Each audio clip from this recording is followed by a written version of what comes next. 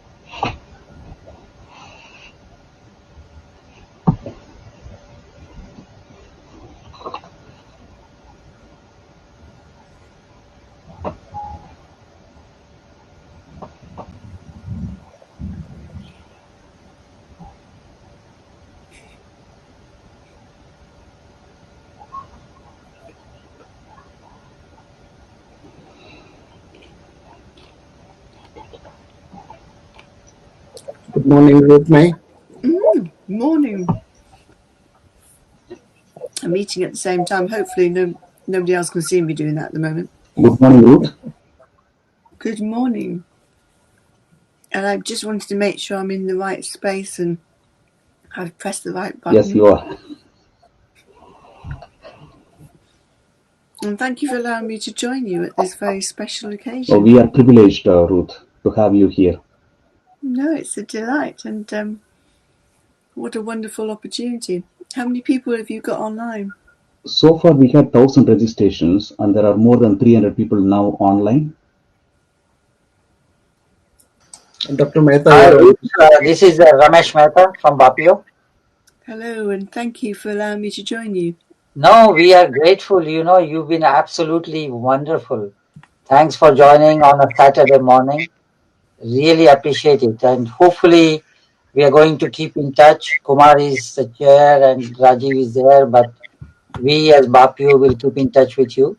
That would be lovely, and it's a privilege to be supporting Indian nurses here in England. And I think this is something that I'm very proud that we will be able to support our colleagues here in England. Amazing, amazing. I think after the conference we will catch up. I think we are going live now. Yeah, we are live. We are live now, right? Yeah. Hello, Kumar. Big day. Hello, sir. Ramesh, Rajiv. Thanks. Ruth, nice to see you. Biju, your hard work. Yeah, no, thank you, and thank you for everything you're doing. Yeah, I think we are live, so I think we should start, shouldn't we? Sorry about the delay. Yes. Okay, Biju. Hi, welcome everyone, and I would introduce Kumar, and Kumar is newly formed British Indian Nurses Association chair, and Kumar worked really hard to get this where he is now, and I wish him all the best, and I would request him to take the podium and to run with the show of inauguration, the gala inauguration, wonderful inauguration of BINA. Wish you all the best. Thank you. Can I do an intro? Kumar, should I introduce you? Please, sir. Yeah. Yeah. So, ladies and gentlemen, I'm really sorry about my little technical hitch. So, welcome to this Bapio 3-day conference. The year will long be remembered for the serious challenges we as health professionals have had to face during the pandemic, which we were forewarned about. You know, the loss of lives in care homes, NHS and care staff, disproportionate impact on BME community.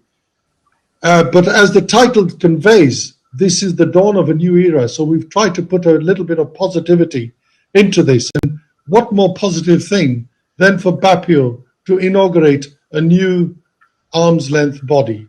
So the British Indian Nurses Association is the dream of a few, brought to reality by Kumar and Suresh, and Biju and Ramesh and the executive committee at the heart of this.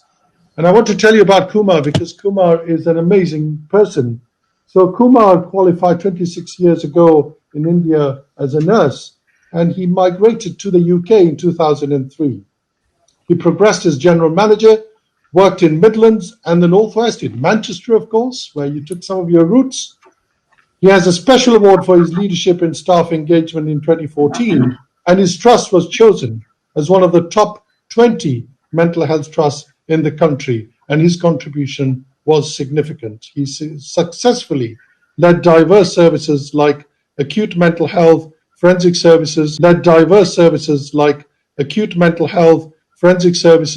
CAMS, and LD in the community as well as in patients. He completed his master's in forensic mental health care, and he has done an. We had more than 500 members now. Today is an historic day for both Indian nursing as well as British nursing. To quote Tony Blair, I feel the hand of history upon our shoulder. 2020 is the International Year of the Nurse and the Midwife. It started with COVID, then Black Lives Matter movement, with such a great awareness on why inclusion matters. During this pandemic period, the world has seen the vital contribution that nurses make, and the world had witnessed our courage and our dedication to mankind. What a fantastic year so far, and today we all are proud as we see the inauguration of BINA. There won't be a better day than today or a better year than 2020. As a chairman of BINA, I am blessed and privileged as this is historic moment for British nursing and the Indian nursing diaspora. I thank all my executive committee members for their hard work and cooperation and their dedication to a noble cause. They are a great team. BINA is a supportive association for nurses, midwives, and health visitors of Indian origin in the UK. The guiding purpose of BINA is to provide pastoral support for internationally recruited nurses.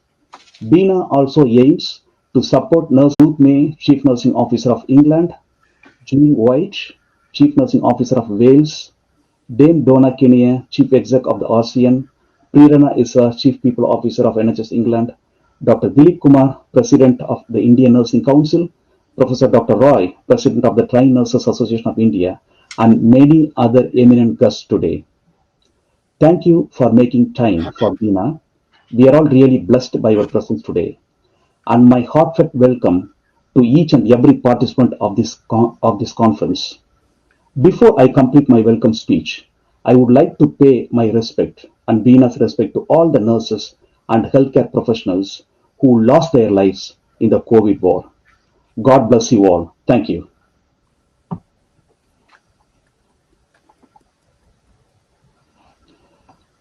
Now I request Dr. Ramesh Mehta to do the presidential address. It is my privilege. Dr. Mehta is a pediatrician by background and worked in NHS for more than 30 years. He is the founder of British Association of Physicians of Indian Origin and Association of Physicians of Indian Origin and helped thousands of medical professionals. Dr. Mehta has also been the founder member and recent past president of Global Association of Physicians of Indian Origin.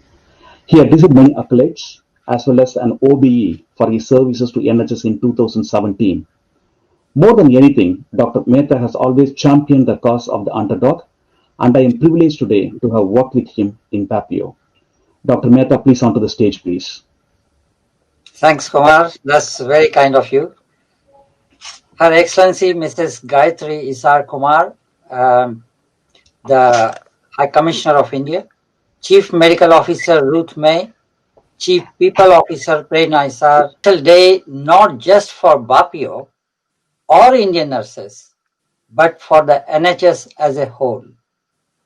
Launch of British Indian Nurses Association signifies a great leap forward for better quality patient care, as it will lead to better well-being of Indian nurses and in turn much better utilization of Indian nurses' abilities and talent. The NHS, since its inception, has relied on migrant nurses who have undoubtedly contributed to the patient care even under most challenging conditions. Unfortunately, as many reports have revealed, the reality that discrimination, bullying, and obstacles to their career progression, a prime role played by the nurses, they remain unsung heroes of the NHS. Ladies and gentlemen, a happy staff means better outcome.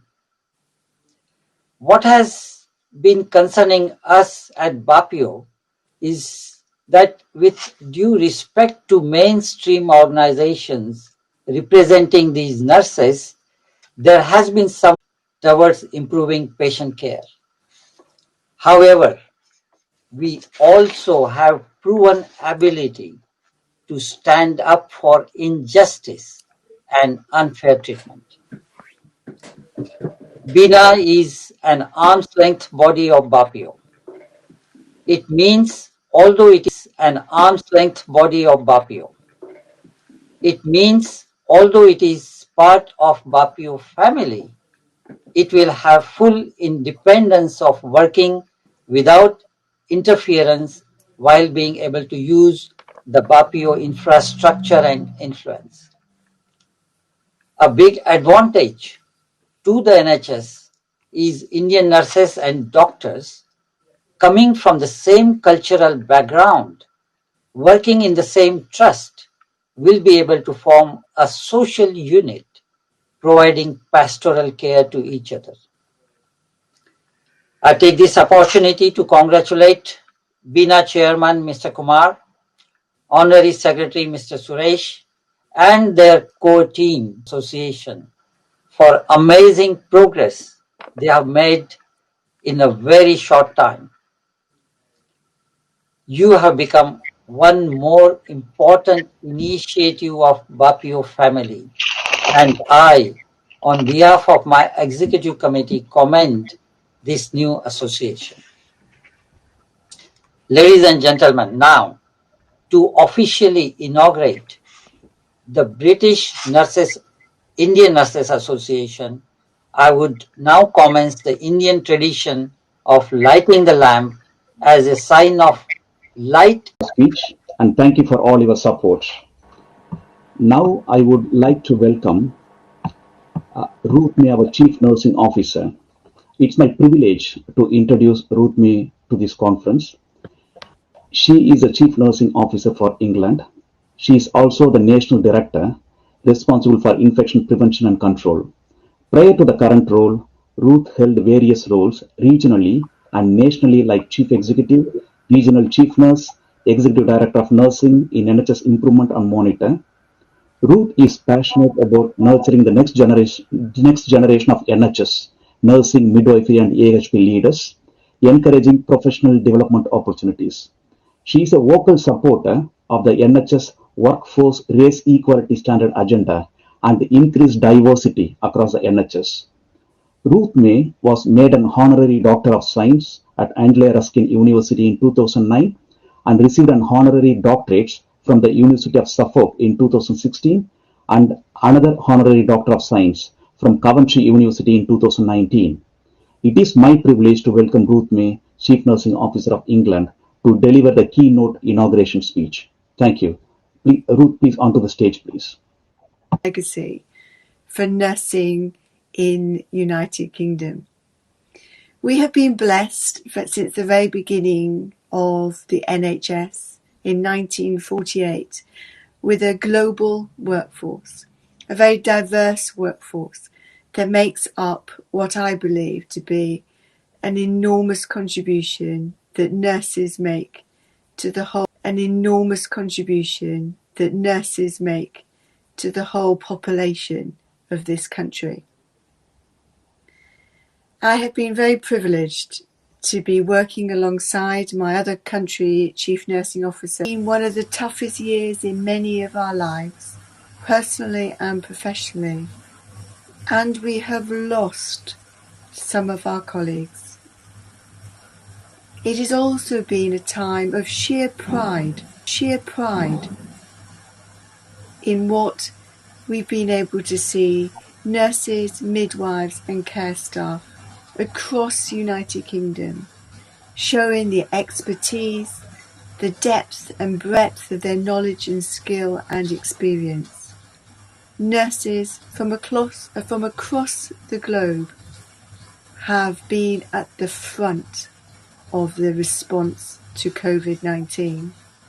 I, and I'm sure my Chief Nursing Officer colleagues are in the same position, am very proud of all of our nurses across the globe for stepping up there and leading through this COVID-19. But today is one of celebration, and I am thrilled to be part of something like this at the very beginning, and I'm sure it will grow to be a strong, influential and supportive nursing association. And as we continue our work across the globe and how we attract more nurses from India and other parts of the global workforce, we want to make sure that we care for our nurses, and this association, with our support, no doubt will be there to support nurses from India when and in working practice here in the United Kingdom. So congratulations to everybody that's been behind this, and please be very proud of this, the very launch day of the British Indian Nurses Association. I pledge my support to it, and I pledge my personal support to doing everything possible to ensure that the British Association of Indian Nurses is a huge success. Congratulations once again, and thank you for allowing me to be part, of this very important day. Thank you. Thank you. It's very clear that how you put nurses and help nurses to deliver the quality care, and you always opened up a lot of opportunities to develop the nursing and the AHP workforce. Thank you once again for your time for BINA. Thank you.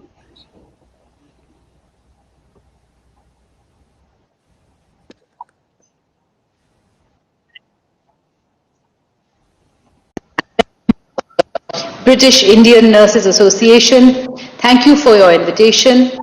On behalf of the High Commission of India in London, I offer you warm congratulations as you inaugurate your association.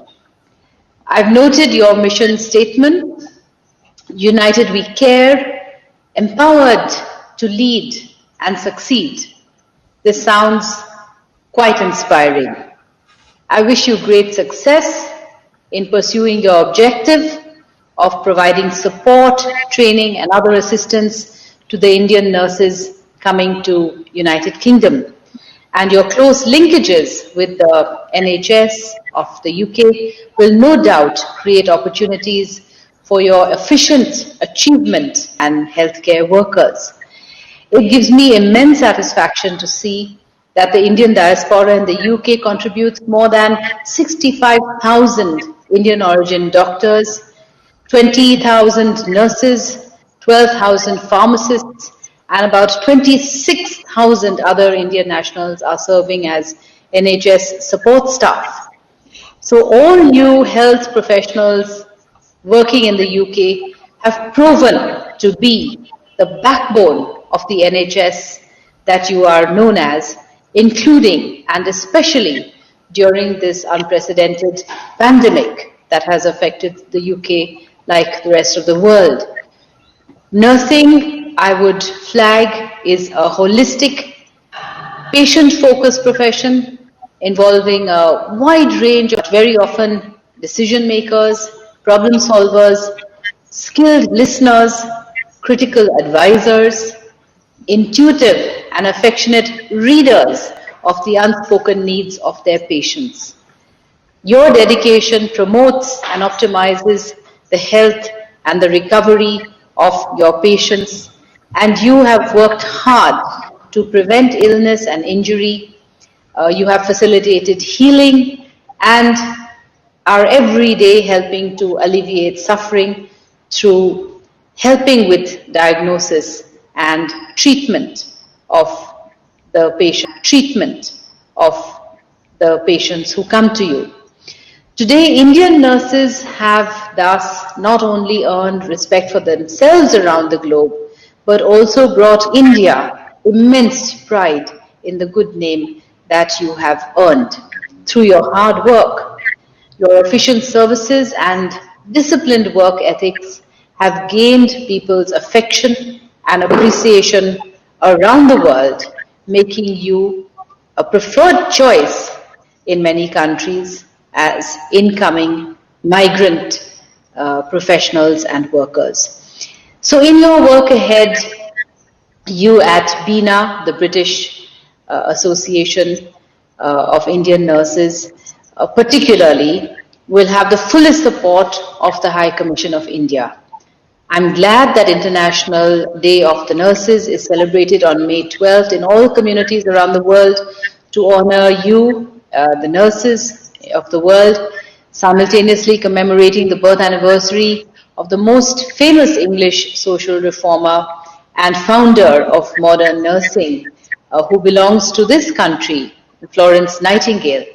I take this opportunity to offer my best wishes to the entire nursing community in the UK for your critical and invaluable contribution in the most difficult times that the world has ever seen. I also extend to you all the best wishes of our High Commission and of the people of India, and our warm greetings on the auspicious occasion. Next, isn't it? Rajiv, we can't hear you. We need to go to the Rajiv, you're welcome. muted. Rajiv is muted. Raju, can we go to the welcome? Biju, do you want to take over? Unmute. We'll go to the next stage of our program, and that means we'll have welcome messages. So we will leave that for others to join. Can you hear me now? Yeah, thank you everyone for joining the inauguration. And so now the BINA is officially launched today. On the Well done, Kumar. 20th of 11/20. Your support, crucial. So where are we going now, Biju? We're going to the next session? Join. We will go out of leave the stage, podium. Others.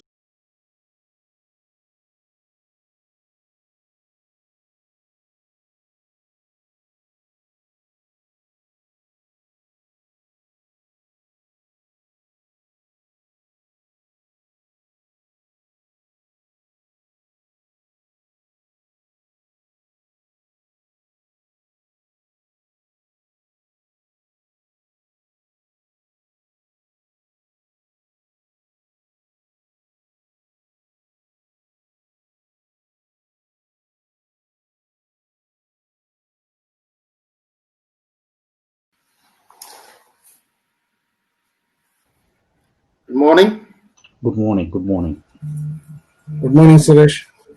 Good morning, Rajiv. We are still waiting for a few more dignitaries to join us. So yeah, may take a couple of seconds.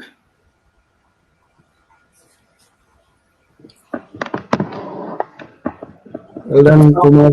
It's afternoon, Professor Roy. Professor Roy is here. Roy is here. Hello, I'm Kumar.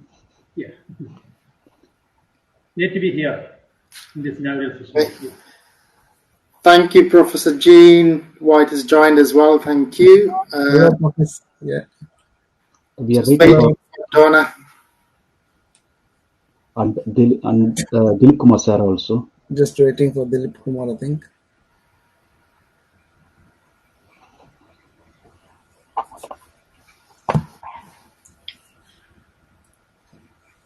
Thanks, Jean. Professor Jean White, thank you very much for joining us.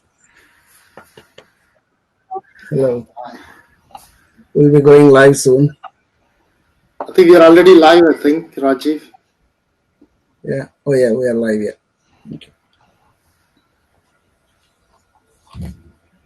Could you just check the backstage, please, Rajiv? I don't know whether yeah. Could you just check the backstage, please, Rajiv? I don't know whether yeah. Just a second.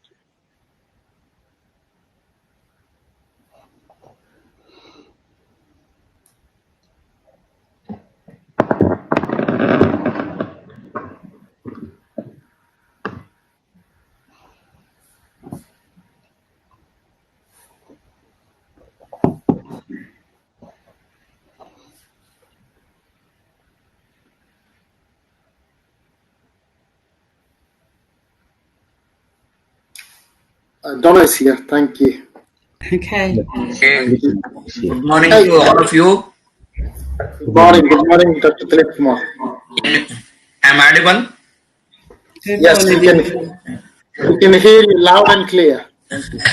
Distinguished dignitaries on the stage and the ladies and gentlemen. First of all, I would like to congratulate for launching the British Indian Nurses Association. It's an historic day for the nursing fraternity in India and also for the nursing fraternity in UK. I consider two important uniqueness of launching of this British Indian Nurses Association. One is, we are all 2020 is the International Year of the Nurse and Midwife, where the whole launching of this International Year of the Nurse and Midwife was conceptualized by from UK, Lord Nigel Crisp, all-party parliamentary group on health. He is initiated for launching the International Year of the Nurse and Midwife by taking this issue to the WHO and to the ICN. Our community, and especially from India and also in the UK, extending to the nursing fraternity for the UK and also for the India. So I am very happy to note this, the gesture on the part of the BAPU. This British Indian Nurses Association will facilitate for the Indian Nursing Council to have an exchange of idea and also to know the best practices which we are practicing in the healthcare delivery system in UK, and it will facilitate for us for the Indian nurses also. And we have a Indian Nursing Council. You know that about 2.5 million nurses, we say to the parliament, but we don't know how many are actually practicing. So in that perspective, our Indian Nursing Council, which is a national regulatory body, has launched the Nursing Registration Tracking System, which is called NRTS. This NRTS is linked with our Indian identity of the Aadhaar and the concept getting the data. So far we have got the 1 million nurses data we are already having. That how best we can prepare our Indian nurses to the overseas market. So they have given an approval to the Indian Nursing Council to initiate a process for that. So this will be a good news maybe for the British Indian Nurses Association to spread to their colleagues. And this is a platform has been created, and any institution, hospital overseas can have a direct access with our Indian hospital, which is having at least medical college with the nursing education program, and those people can have an MOU with that institution, and they will be running the 3 months training program. It's called Bridge program. This overall aim of this Bridge skills in order to orient the nurses regarding nursing care practices and healthcare delivery norms, along with the enhancing country-specific language skills, so that Indian nurses have expertise and confidence to deliver safe and effective care in their intended area of practice. to a diverse range of people and have a smooth transition in overseas placements.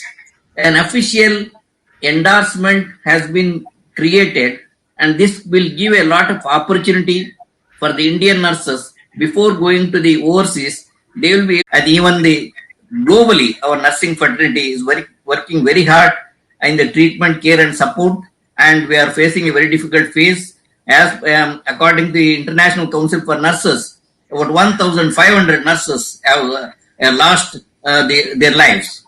So the government of India is also giving a lot of support for the nurses working during the COVID-19, and they have come up with some of the two legislations which are very important for the support of the nursing profession.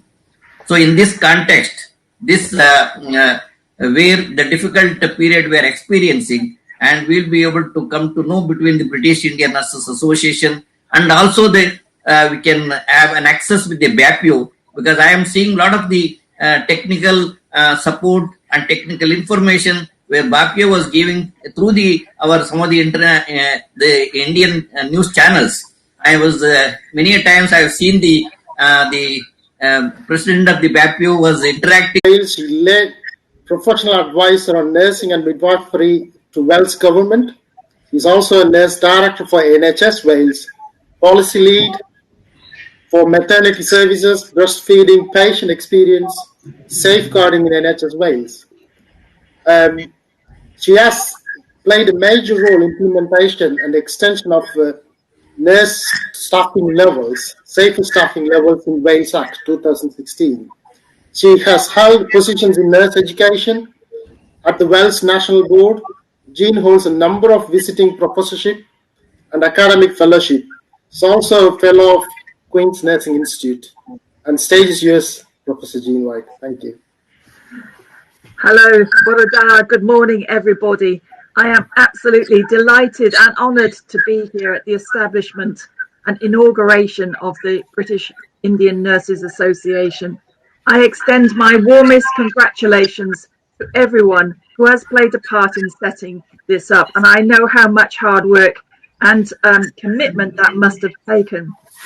I'd also like to extend my greetings to the Indian nurses and midwives who work within Wales. There are many hundreds of them, and I am very grateful for all the hard work that they have been doing. I'm sure some delegates here today will have been touched in some way by the effects of the virus, and I would like to extend my sincere condolences to anyone who has lost a family member, a friend, a work colleague to this virus. I am sincerely sorry for your loss. I would also like to take this opportunity to personally thank everyone. My sincere thanks to everyone who has done so much during this year in dealing with both your personal challenges as well as the work challenges thrown up by this awful disease. So in addition to the pandemic this year, the issue of race tools reach their full potential is really important. So I've ensured that there is now specific funding in place for leadership development of Black, Asian and minority ethnic nurses and midwives in Wales. Finally, I would like to take this opportunity to thank my two mentors from the Black, Asian, minority ethnic nursing community who are reverse mentoring me. Their insights really helped me get a better understanding of the issues faced by many frontline staff. I think it's hugely important we hear authentic voices and differing perspectives, and I encourage the nurses and midwives within the British Indian Nurses Association to raise their voices and help us shape the future of the nursing and midwifery professions in Wales. 100 most influential Britain, African and Caribbean descent. Thank you, Donna. Stage is yours.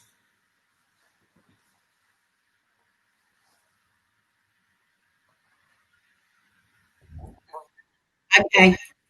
Thank you so much, and good morning, and thank you for inviting me to speak at this really important event. As the Chief Executive General Secretary of the Royal College of Nursing, I'd firstly like to express my warm welcome to all of you who've newly arrived in the UK to work as nursing staff. I'd also like to welcome the formation of the British Indian Nursing Association on behalf of the UK, as well as helping you to thrive in your nursing career.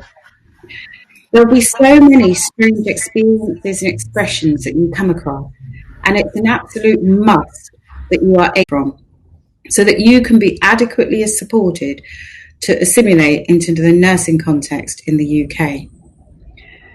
Nursing staff from India make a huge contribution and an incredibly important contribution to our health and care system. We know that almost a third of the international workforce in the UK actually trained in India. And we know that our internationally educated colleagues have made a huge contribution to our health and care services during the COVID-19 pandemic. Now, Dr. Kumar said it, Jean has said it, but one of the things that I'm really clear about is that we must recognise them and ensure, unlike what has happened to some that came as immigrants to this country before, that these individuals are supported to nurse well in this country, but more importantly, able to access leadership roles in this country. I'm hugely proud of all nursing staff, and the nursing response to COVID-19 pandemic has been exceptional, safe and effective patient care.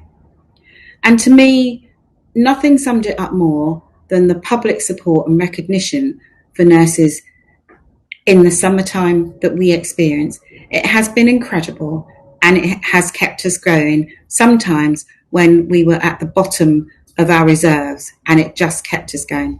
So while we know the months ahead will be difficult, one thing I can assure you as the Chief Exec of the RCN is we will continue to support you within your workplaces, with your employers, and with policymakers.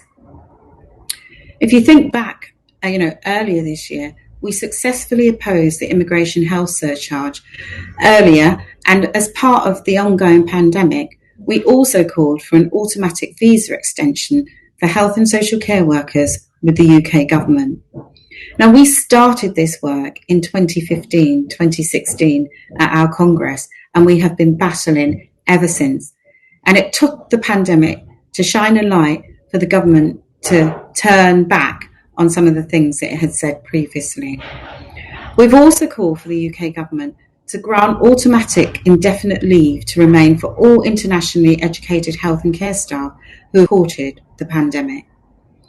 We continue to work with the NMC, our regulator, to support the process you go through to gain nurse registration. The Royal event, and I'm pleased to have been able to join you for some of it. I really want to thank you.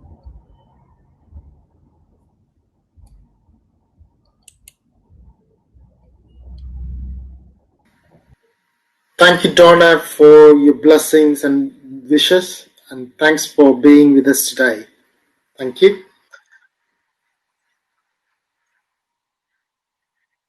Okay, yeah, thank you. So now I would like to welcome Professor Roy K. George, President of Trained Nurses Association of India. So President of Trained Nurses of India is the... And definitely BINA will help in ensuring development of nurses, Indian nurses in UK, especially in adapting socially, culturally and professionally, and also will help in their professional growth in a country like UK. And in this occasion, Trained Nurses Association of India is really happy because Health Education England has signed a memorandum of understanding with TNA to smoothen the nurses immigration or work shift to UK. So that TNA is helping nurses who are interested to work in UK, and Health Education England is always asking us to have more and more nurses, as there is a definitely shortage of nurses in UK, and we are trying. Our aim is not to send so many nurses to UK, but we want to send help nurses who are coming to UK have the smoothest travel and processing in UK.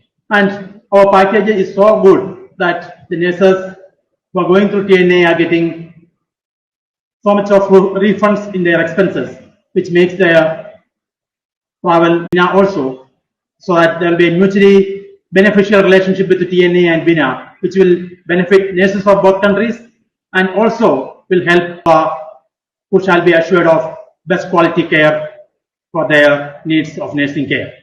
So once again, I congratulate the leaders or the office bearers of BINA as well as BAPIO for this novel venture, and wish you all the best and offer our unconditional support for any upcoming events of BINA so that we will work in a mutually beneficial relationship of professional growth. Once again, congratulating the organizers and thanking you for the invitation to speak on this very celebratory occasion. Thank you very much and all the best. Thank you. Thank you, Professor Roike George, for being with us today and giving a nice message to us. Thank you. Now, I'd like to bring the message from Dr. Navina Evans, Chief Executive of Health Education England. Fortunately, she's not here with us, but she sent us a recorded message. Thank you. To remain silent, to pay respect to our colleagues, friends and families, nurses and other healthcare professionals who lost their life fighting against COVID-19. Just for 1 minute, please, if you can start now. Thank you. Just for 1 minute, please, if you can start now. Thank you.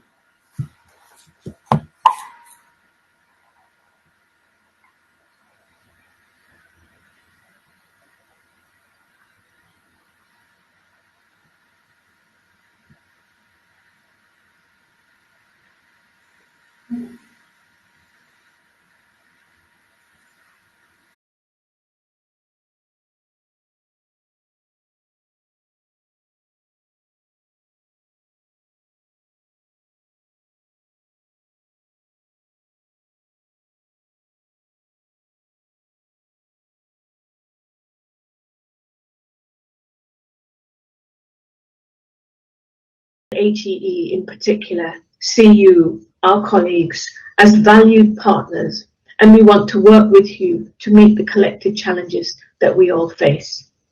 Your participation in this event today is part of making our shared workforce ambitions a reality, and I thank you for your time and commitment.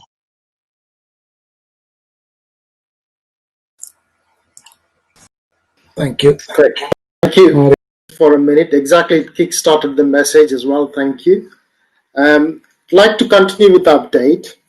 I'm Suresh Bhatia. I'm the General Secretary for BINA. Continue to work and engage with BAPIO thanks to the President, Dr. Mehta, and Chair, Dr. Bamra, who has provided us the moral support as well as arranged the admin support from BAPIO. Thank you, sir. In September, the committee engaged with our wider group and complete our mission statement. I'm sure you all read, United we care, empowered to lead and succeed, which explains our Indian nurses are united to have a strong voice in the UK healthcare system and also to become leaders and a successful leaders to influence the system. We have also co-produced our key objectives to provide leadership, care for our community, care for each other, and continuous support and promote partnership working. These objectives and mission statements are protected, shaped by our nurses. Within the short space of time, we completed the survey to capture the view of people who are already qualified in India, now currently working as a healthcare assistant or even lower band here. They all wanted, aspiring to become a qualified again. So we got the data, around 1,200 people completed, and the data has been shared with the regional leads. Currently working with Health Education England and NHSI to strengthen our pastoral support.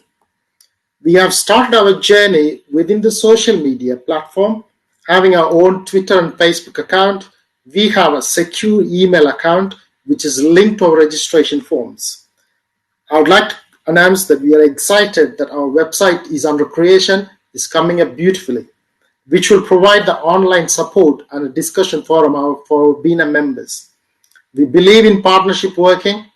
We developed such a good relationship with CNO BAMSAC Group, RCN, and many other NHS organizations, Filipino Nurse Associations, Sikh Nurse Associations, and the Malayali Nurse Association. I could name it quite a lot. And our Indian Nursing Council, TNA.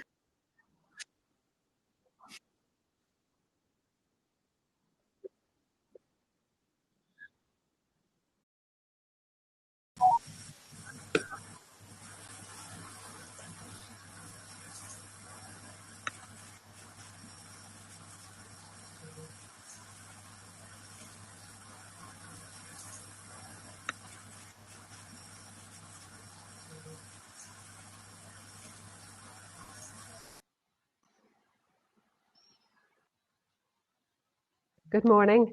I'm Professor Charlotte McCardle, the Chief Nursing Officer for Northern Ireland. I'm delighted to have been asked to provide a message to recognise the inauguration of the British Indian Nurses Association. 2020 has been a momentous year for nursing, with the World Health Organization and the International Council for Nurses naming 2020 the International Year of the Nurse and the Midwife. Countries worldwide are encouraged to raise the status and profile of nursing and midwifery, empowering professionals to take their place at the heart of tackling 21st century health challenges. However, it was not the year that we expected of celebration, but nonetheless, the pandemic crisis has raised the profile of nurses, recognising the value and the unique contribution that nursing brings to outcomes of care for the populations we serve. This year also provides an opportunity to reflect on life, work and experience, both joyful and sorrowful, a time to reflect on being there for people at what is often a vulnerable time for them and their families. I believe that nurses are the backbone of the NHS and that as leaders in healthcare, we have a responsibility to care for our workforce. The impact of COVID-19 on Black, Asian, minority ethnic groups who make up a significant number of our healthcare workforce has been recently highlighted. Part of our commitment to our workforce is to take cognizance of these findings and learn for the future. Nursing has developed from providing compassionate care to now being recognised as a scientific, knowledgeable and compassionate profession. That would not be possible without nurses from around the globe who have made the decision to come and work in the UK healthcare system. There are many challenges leaving one's home country to work within a very different environment and culture, and I'm delighted that through the British Indian Nurses Association that staff will be able to access that vitally important pastoral care and support to assist them in integrating into the UK healthcare setting. In Northern Ireland, we welcome our Indian nursing colleagues and their valuable contribution to our workforce within our community. I urge all of us to reflect on the history of our great profession, continue to role model strong nursing values of caring for those in need, and grasp the opportunities that are presented to us to lead transformational change and to improve the outcomes for the populations we serve. I want to say a very big thank you to all nurses who go the extra mile, give of themselves, not just personally, but also professionally, and their professional commitments are put before their family when they continue to provide high quality care in such difficult and challenging circumstances. I am proud of our profession, have always been proud to be a nurse, and proud of the work that we do and you do every day. It has been a pleasure to have been asked to be part of your celebration today. I'm going to leave you with a quote from Maya Angelou. I have learned that people will forget what you said, people will forget what you did, but people will never forget the way you made them feel. Thank you.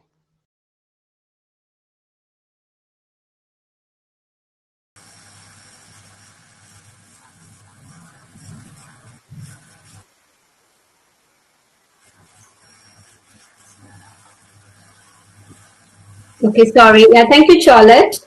Next, I would like to share the lovely message from Stuart Duckwood. He's a National Officer for UNICEF. Thank you.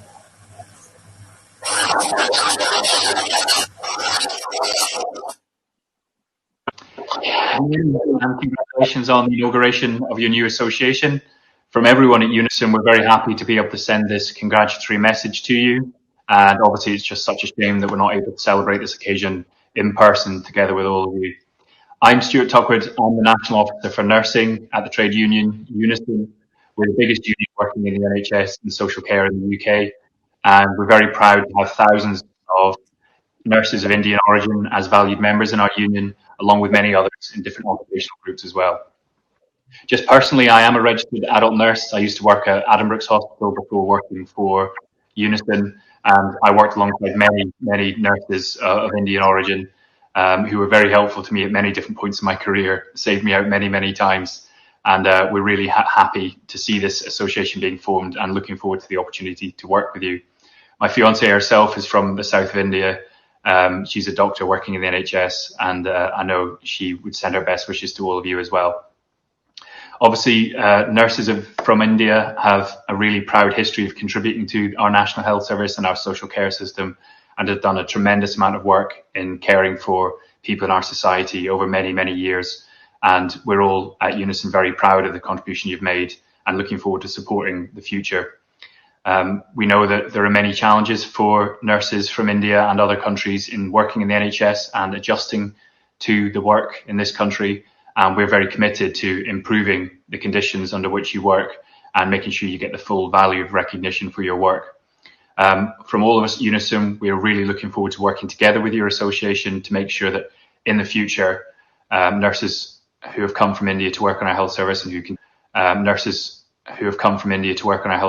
continue to work here have the full opportunity and the full potential to contribute to our health service and hopefully develop and sustain really amazing careers in our NHS. So from all of us, congratulations on your new association. Looking forward to working with you, and thanks very much for letting me send this message this morning. Thank you.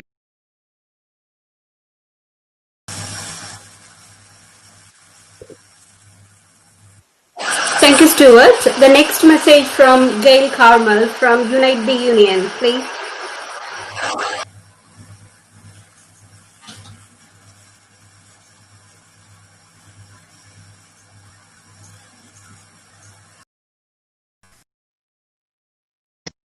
Hello, this is a short message to celebrate the formation of the British Indian Nurses Association. My name's Gail Cartmale. I'm Assistant General Secretary of Unite the Union, and I'm this year's TUC President. 30 years ago, I joined the Health Visitors Association, a nursing union, to work as an officer. And that union, the CPHVA, is now part of Unite's health sector, a sector with over 100,000 members working in the National Health Service. So I'm delighted that my colleague Obi Amadi is speaking in your programme about COVID and the lessons learnt. She has a lot to say, and I know that will be a great session. I'm pleased to have the opportunity to wish you well in your inaugural ceremony, and I know your aim is to welcome our international colleagues. Since its creation, our NHS has relied on those who came before you. So thank you for all that you do, and importantly, all that you plan to do to make sure that British Indian nurses are supported throughout their careers. Good luck. Unite is a friend and here when you need us. Enjoy this historic day.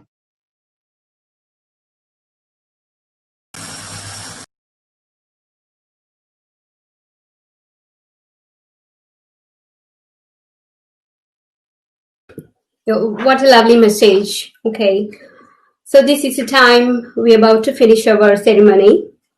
Okay, good evening, ladies and gentlemen. I hope you all had enjoyed our British Indian Nurse lamplighting ceremony as we come to the closure of the inauguration, and it is a great honor to propose the vote of thanks to all who have helped making this event such a resounding success. First and foremost, I must mention my deep sense of appreciation to our BAPU President, Dr. Ramesh Mehta, Chairman Dr. J.S. Bamra, and Organizing Secretary Dr. Baiju Simon, Research Team Head Dr. Sunil Daga, our Admin Lead Sneha, and Praveen Sudharan and Mr. Sunil for providing logistic support and encouragement to make this journey a great and grand one.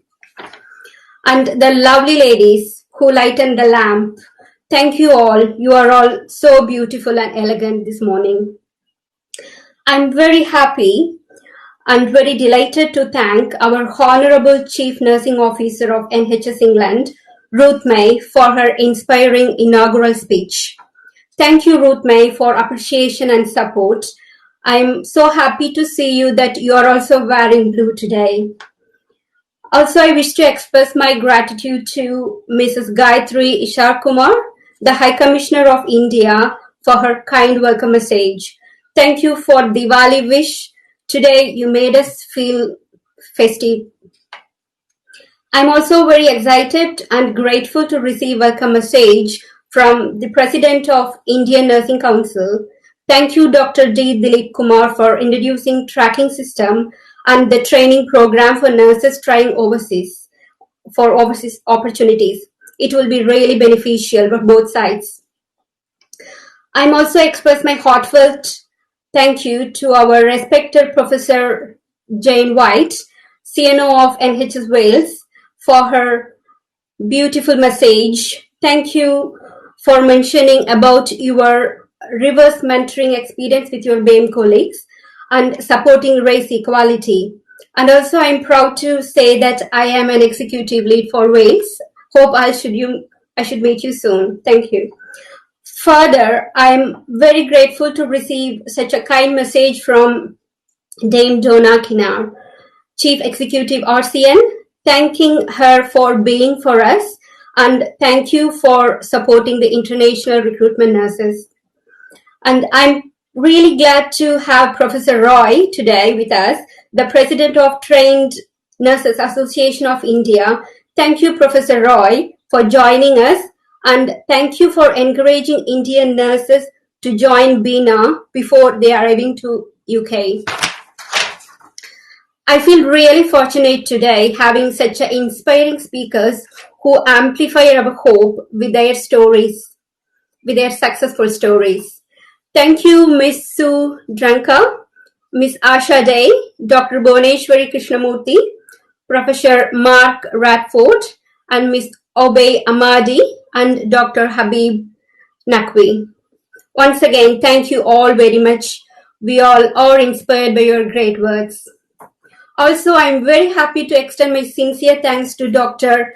Viresh Patel, Dr. Vital Jadhav, Dr. Leah, Dr. Duncan Burton, and Dr. Manju Pallam for chairing the speaker session.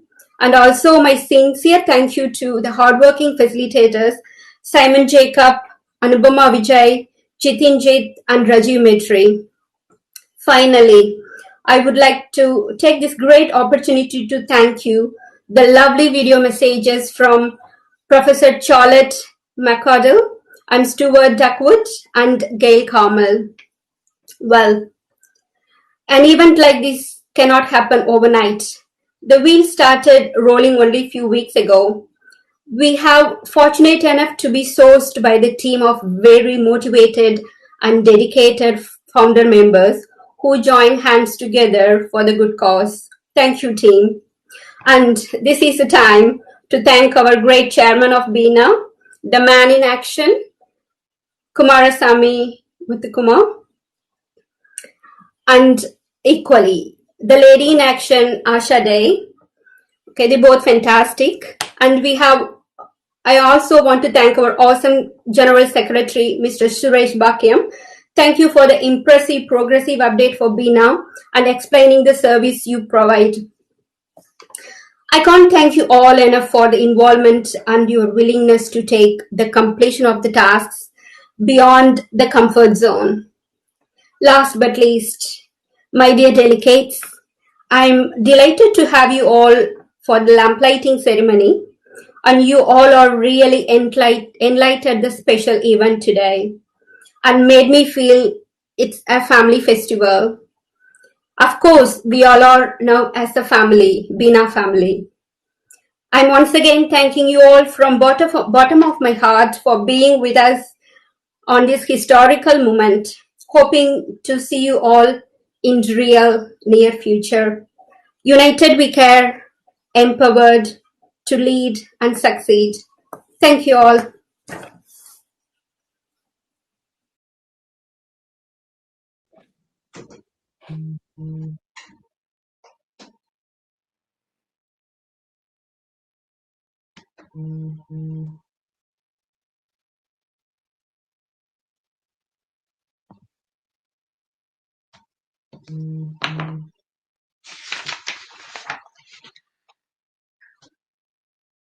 Hello and welcome to all. Thank you everybody for joining this session. Our chair and the rest of the presenters will be joining us soon and will start the session. Thank you.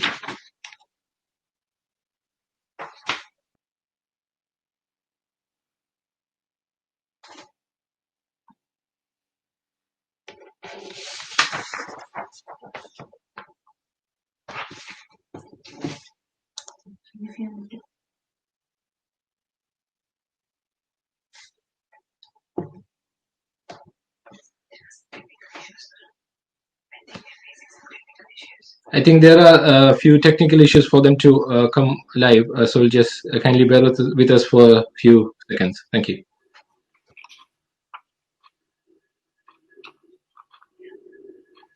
Dear Dr. Jyoti, welcome to the session. If you could start the session and then we'll take things from there. Okay. Hello and welcome to the session 3 of Aurora Day 1. This session is titled The Passage from India to NHS, Tales of Toil and Triumph. Actually it is all about perspectives, the joy and the hardships encountered by a variety of our professionals and their journey to the NHS and beyond. With this, I welcome our first speaker, Ms. Rosemary Sanju. Ms. Sanju is an ITU nurse at Restal Royal Infirmary, and she's hailing from Mumbai, India, and she has set an excellent example of what a nurse from India can achieve in the NHS. Over to you, Rosemary. Thank you. Thank you. Good afternoon, everyone. As ma'am had mentioned, my name is Rosemary Sanju Thomas. I'm currently settled in Leicester, UK. I'm an overseas nurse from India, born and brought up in Mumbai. And however, my family belongs to Kerala. First of all, I take this opportunity to thank each and everyone in this panel for giving me a chance to be a part of this blissful conference. 2020, as you all know, was a crucial year with pandemic outbreak of COVID. Nurses, doctors, and all other health faculties had completely devoted themselves to face it up friendly. I would like to thank BAPIO for launching BINA. It's a great initiative to support the nurses. Talking about passage from India to NHS, under the topic Tales of Toil and Triumph, I would summarize my professional journey crisply. I did my bachelor's of nursing from India. Also had a couple of years of experience. I worked in a Hinduja hospital in Mahim. Thereafter got an opportunity to travel all the way and to work in UK. That is in the University Hospitals of Leicester as an intensive critical care nurse. Before coming to UK, I had to complete various examinations. As you all know, it includes English test, which is IELTS. We are being scored under different bands of speaking, listening, reading, and writing. Thereafter, we had some computer-based test, which was again on medical knowledge. Though everything which was with lots of efforts, which was done successfully. After coming to UK, we had some practical test known as OSCE, which the hospital trust had trained us. And it was quite difficult initially for me because, as you know, it was a new place for me, new culture, new slangs, format of test. And we were monitored within the time limit they allocated us. So we were being judged under a particular frame of time. So it was quite difficult for me, but with lots of practice, determination, and courage was required to overcome this phase. I felt it was quite challenging. I cleared my examination in my first attempt. So I feel really proud that I've done really well. Enough that I could address you all as a successful registered nurse working in UK. Settling in NHS was a bit challenging working in UK. Settling in NHS was a bit challenging initially because as it's a different model of care being exhibited. However, The healthy members were very helpful and supportive like a family. Apart from my professional relationships, I have managed to blend with my cultural group of families, which helped me to grow socially as well. And this experience changed me holistically, making me more independent, competent, courageous, and stronger to face various challenges. My advice to the future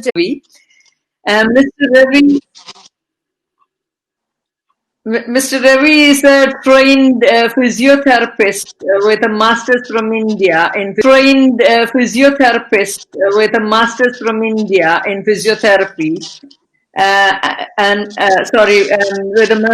from Sheffield Hallam University. He's currently working with the Macmillan as a specialist palliative care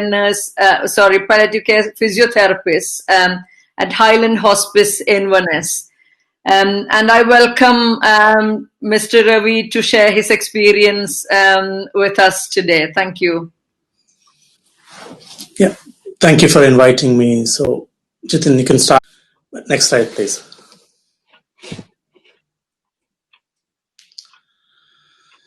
So I'd like to probably share about where, when, and how, and why it all started. So after my secondary school, at that time in my state, there was only two major career pathways that I'm aware of and we are aware of. That is, one is to become a doctor, and the other one is to become an engineer.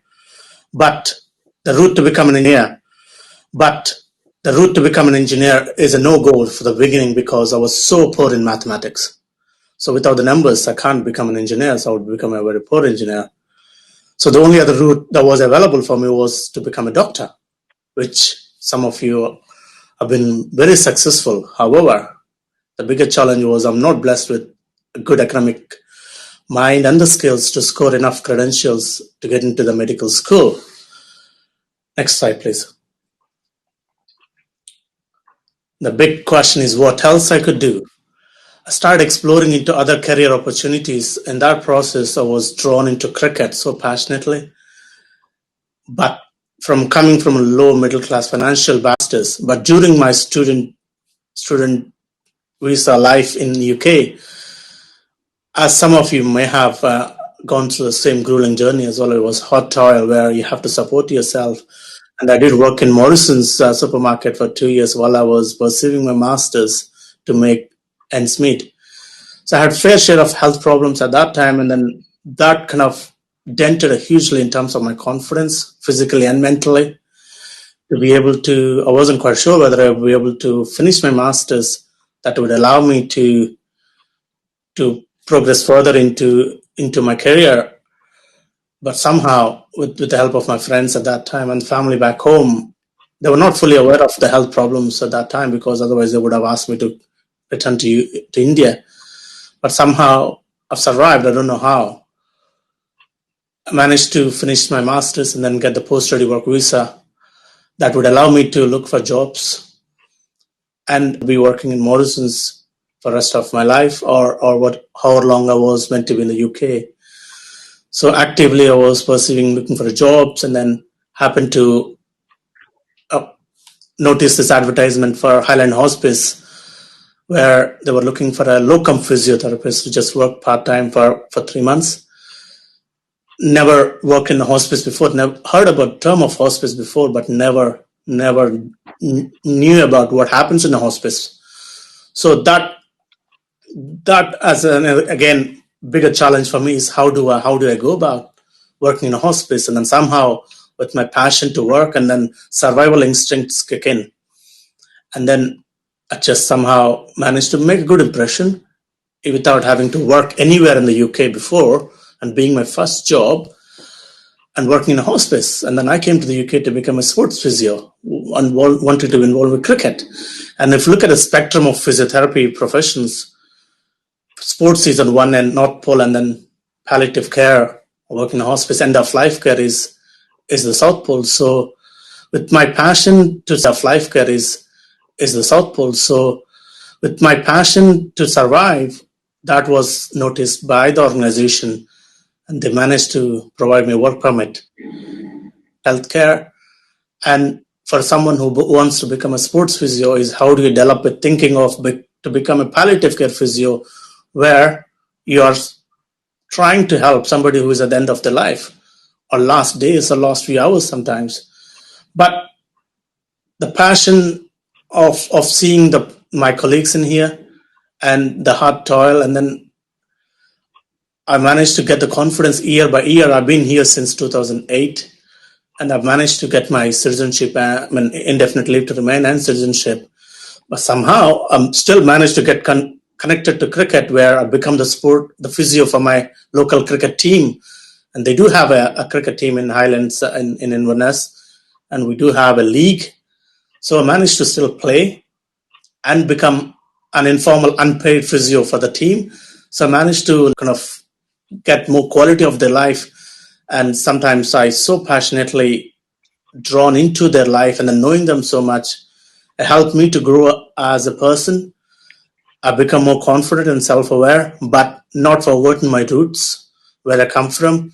And that had helped me tremendously in achieving what I've achieved so far. I've got a lot more to achieve. I've only started making a little scratch of how much I can achieve more. And then being a part of such elite forum has only kind of inspired me to learn more, to be a better person, in terms of to be more compassionate and caring, and able to help any upcoming physios or any professionals who wanting to perceive a career in palliative care. I strongly recommend that, because it helps you to be where you are, and then it helps to be more to have more gratitude of living a life that we are living, and then making the most of it. Kind of develop your survival skills, be confident, and then be open and be honest. Thank you. Thank you. Yeah. Thank you for your message.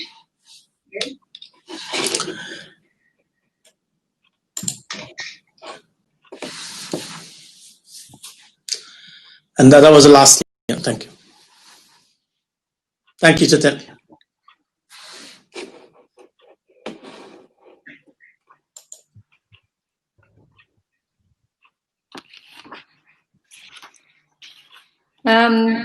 That was brilliant. Thank you, Mr. Girdhar Ravi. A story, heartwarming story of gratitude indeed. Our next speaker is Dr. Parveen Dodamani. She is a medical doctor from India who is also an MD in biochemistry. She is a medical doctor from India who is also an MD in biochemistry.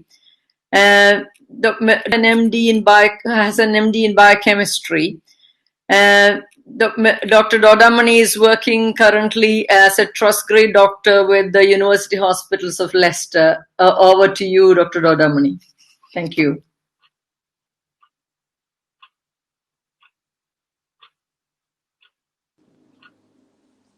Hi, can you hear me? Yes. Hello. Okay. Basically, my journey began with the point where I was feeling very monotonous when I was working in the lab. So back in India, the biochemistry or clinical chemistry is what it is called here. Begins with more of lab work. So I was missing out on the patient interaction basically. So that was the main reason that I started exploring the clinical side of medicine and started to explore the opportunities which are available in the United Kingdom. Next slide, please. So as we all know that we as Indians contribute to the greatest numbers in terms of NHS staff. And my journey was like any other. It all started with what we call the IELTS exam, where our the basic language skills are tested, and then I went through PLAB 1 and PLAB 2, and that was quite a journey. I tried to brush up all my clinical and bedside skills with the apt clinical knowledge which was required. Of course, the clinical chemistry provides you with the basic foundation of medicine, but the management part was what that I worked up, and I was successful in the first attempt, and so that gave me the confidence that I could probably do better. So then came the process of GMC registration. It was very straightforward process for me because I did not have any gaps in my career. Otherwise, also the GMC as a whole, the registration team was very helpful, very quick in responding. Otherwise, also the GMC as a whole, the registration team was very helpful, very quick in responding, because I wanted to lay the foundation of medicine, because I had a gap of clinical medicine. So that's why I decided. But many of us can even join for specialty trainings and other groups who already have the post-graduation back in India. Next slide, please.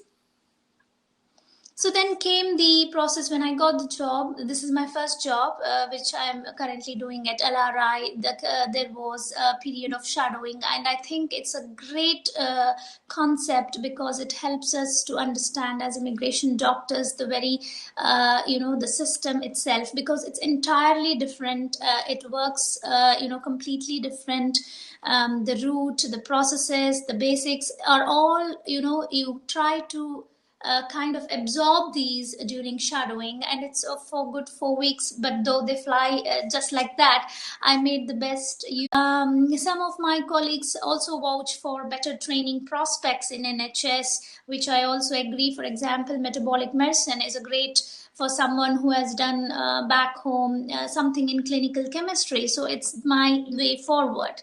Next is some of also watch for the financial stability it brings in, and also I have made some amazing friends and colleagues. And most of all, I think the bright side is with time and with experience as you build up, NHS is a great place to work. Next slide, please. But the most important is the reality which I faced was the COVID. I never knew that I'm going to face such a huge pandemic. So I just came in December, hoping to go back home very soon in the next 4 to 6 months, because this was my first, trip, or my first ever endure outside the country. And COVID was so overwhelming, not only for me, for most of my colleagues. The changing guidelines, you just had that fear of unknown. And after 6 months now, I worked for 6 months in the COVID ward, and I had an amazing experience of humility and gratitude towards life, and the very chance that this, the universe provided me to help during this crisis was amazing. Apart from that, I think you also need to understand, next slide please, that you are quite anxious in the beginning when you are in the NHS, and it's very natural. We all go through that. Even as someone who had quite a bit of experience back home, I was assistant professor. I knew I was teaching. With all that experience, even I was quite anxious. It took a bit of time, especially with COVID. And we also feel at times we are not having adequate knowledge. But I think when I look back now, it's not true. It was just that I did not know the system. I did not know where exactly to get help. So shadowing definitely helps, but when you are on your own, you have to kind of sort of bring in all your, different facets.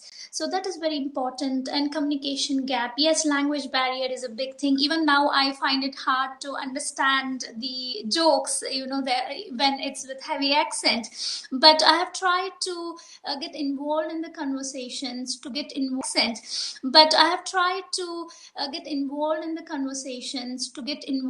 with what my colleagues, just contribute, and that helps you build up your confidence and understanding. And some of because course, this is a beautiful place with, different doctors from across the world, and that could be a culture shock for some, but I was already exposed to this, so it was not much of an endeavor for me. But of course, some of us can feel that, and of course there is some kind of bullying and harassment, but we always have measures, and it is taken very seriously, and we can escalate the process, or we can escalate our complaints and our grievances right from clinical supervisor to the educational supervisor and right higher up.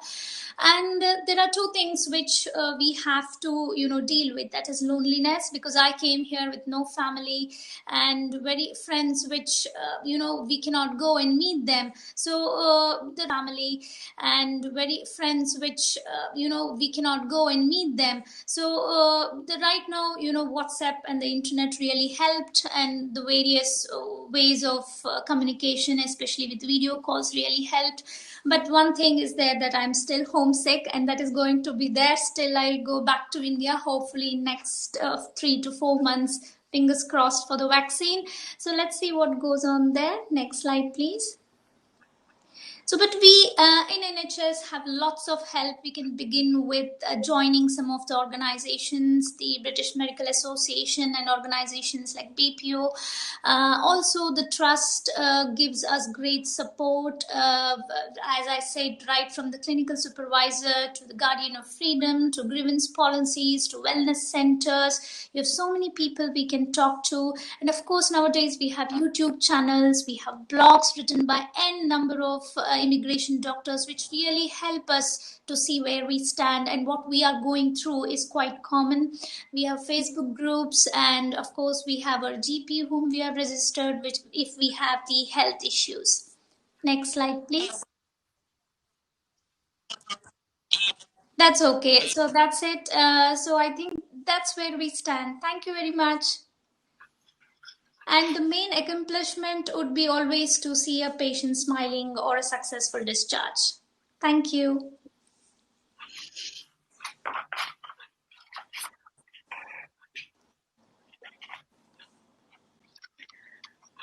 That was excellent, Dr. Parveen Bodamani. Thank you, ma'am. You have actually reinvented yourself as a clinician, and particularly mentioned about the opportunities like metabolic medicine and all that. Fantastic perspective on COVID and your work during the time of COVID. Reminds me of my time as a junior trainee when I first came to this country, aged 34. Thank you very much. Thank you. We have come to the end of this full. If we have questions for the speakers.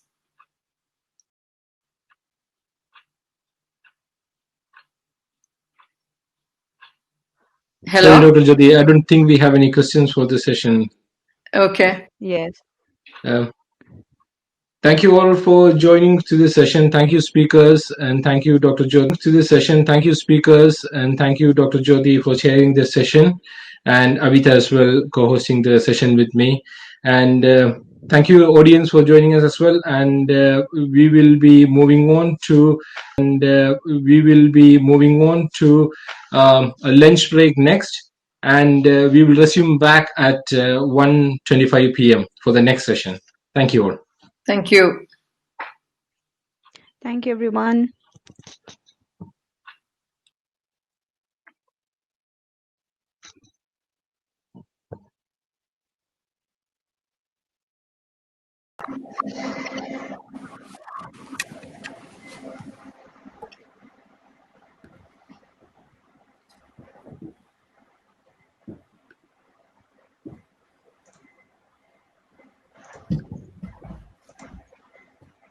Okay, we are live. We can start the session.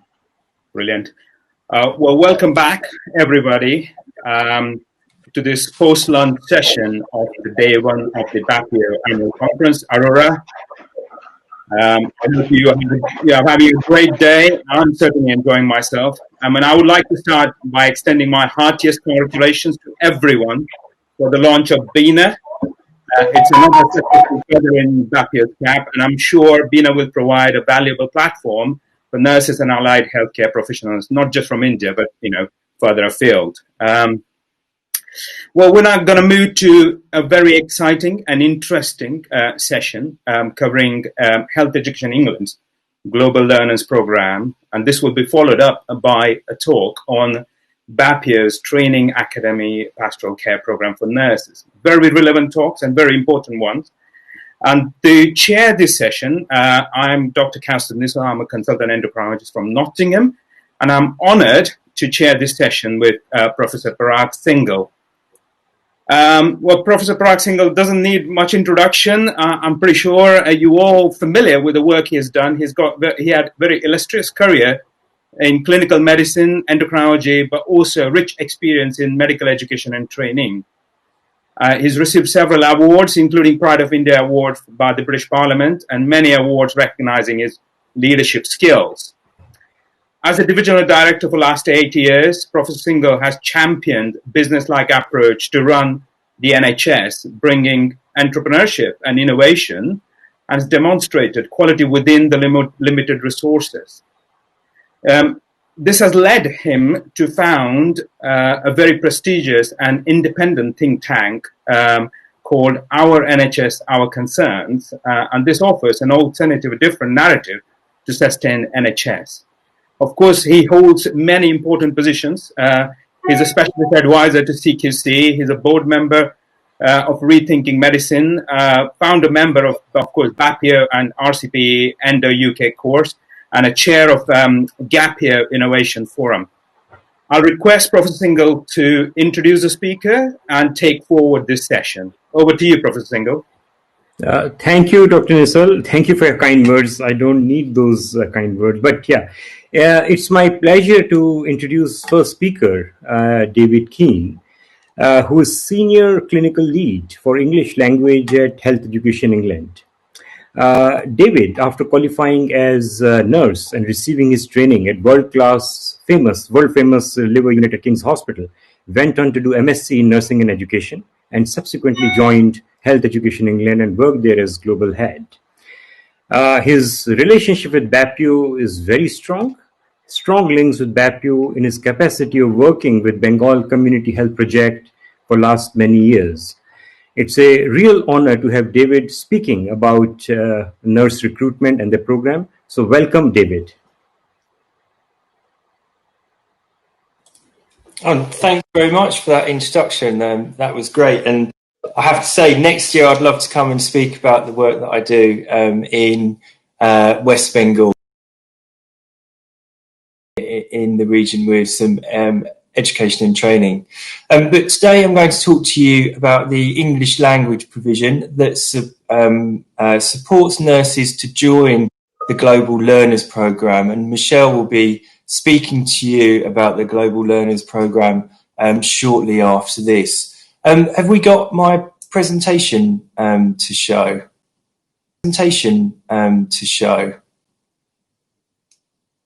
Oh, excellent. Thank you. There we are. Cut off. But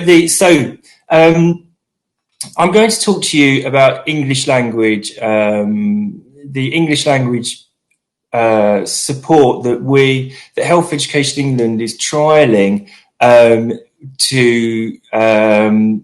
trialling both in India and in the UK, and so both of which I think everyone on this conference will recognise. We're working with the British Council, and they are supporting us with teaching provision for IELTS courses, and we're working with OET directly, who are supporting us and working with their learning a foreign language is very difficult. I think no one would disagree with that, and it can be that some people just will actually never get to that standard that is required by the NMC, and because it is a very high standard of English, that IELTS level 7. So we go through a screening process with the nurse, that IELTS level 7. So we go through a screening process with the nurse, and then as they once they agree to join the program, we also ask them to sign a learning agreement. And because it's a free course, we do ask for a deposit, which is refundable at the end of the course. Get in touch with me, talk about English language provision, then feel free to contact me on that detail. We've got the web page there. And finally, at the bottom, there's a animation, which is on YouTube and open access, which shows people, nurses, through the journey that they could expect if they join the English language program. So that's me done. I think I've almost bang on 7 minutes there, so that's good. And I'll hand over. So thanks very much for listening, everyone. Also, I wanted to say at the start, congratulations to BINA for getting going. I think it's a much needed organisation, and I'll be watching your progress. Thank you. Thank you, David. That was wonderful. In time, perfect. That was great. And we'll take questions at the end of all the presentations. So now I would like to invite Michelle Thompson. I've known Michelle personally for the last 5 years when we entered into collaboration with Health Education England Global Learner Arm for our NTI program. And Michelle brings dynamism and enthusiasm in her working, and it is a real pleasure to work with, and now leads a very strong and big team at Health Education England and is currently head of Global Learners Program at Health Education England. Creating programs, whether recruitment for nurses or doctors, which are structured and supportive, is the key to recruitment and retention. And Michelle is going to talk about that structure and the fantastic work she has been doing. Over to you, Michelle. Welcome. Thank you. So it's really great to be back at a BAPIO conference. I remember my first BAPIO conference was the one at Old Trafford a few years ago, which it did pain me as a Yorkshire girl having to go to Manchester, but I have very warm and fond memories of the event, and I'm really looking forward to everyone getting together hopefully next year. So I've got a few slides which will be on the screen shortly, and I'm going to give you an overview about the Global Learners Programme that, as Parag said, I head up for Health Education England. So we're very passionate, me and my team, about international recruitment and the collaborations that we've developed, and I'm really, really pleased that we continue to work with BAPIO, and now we work with BINA as well, which is a really fantastic opportunity for us here in the NHS at the moment. And so a little bit about the programme. We were founded back in 2017. We developed a partnership and a pilot programme at Harrogate and District NHS Foundation Trust, who really came on board at a point when we were aware that although NHS trusts were recruiting overseas, often the experience that nurses had around their pastoral support, their induction and their opportunity to travel to the UK was very different to what was the promises that were being made. And we've really focused on improving that experience. So the programme, it's an NHS to NHS programme. We operate on a to come into the NHS. We work, as I say, with 40 trusts across England. These are mainly acute trusts, but we do work with some community and also some mental health trusts as well. What we do is we support nurses, really positive aspect around the success that the programme's been able to develop. And I think it shows that confidence and support that nurses have in this opportunity. So we interview around 200 nurses a month. All our interviews take place via Skype or over Teams, and we're really around supporting nurses to migrate to the UK in an ethical and supportive pathway.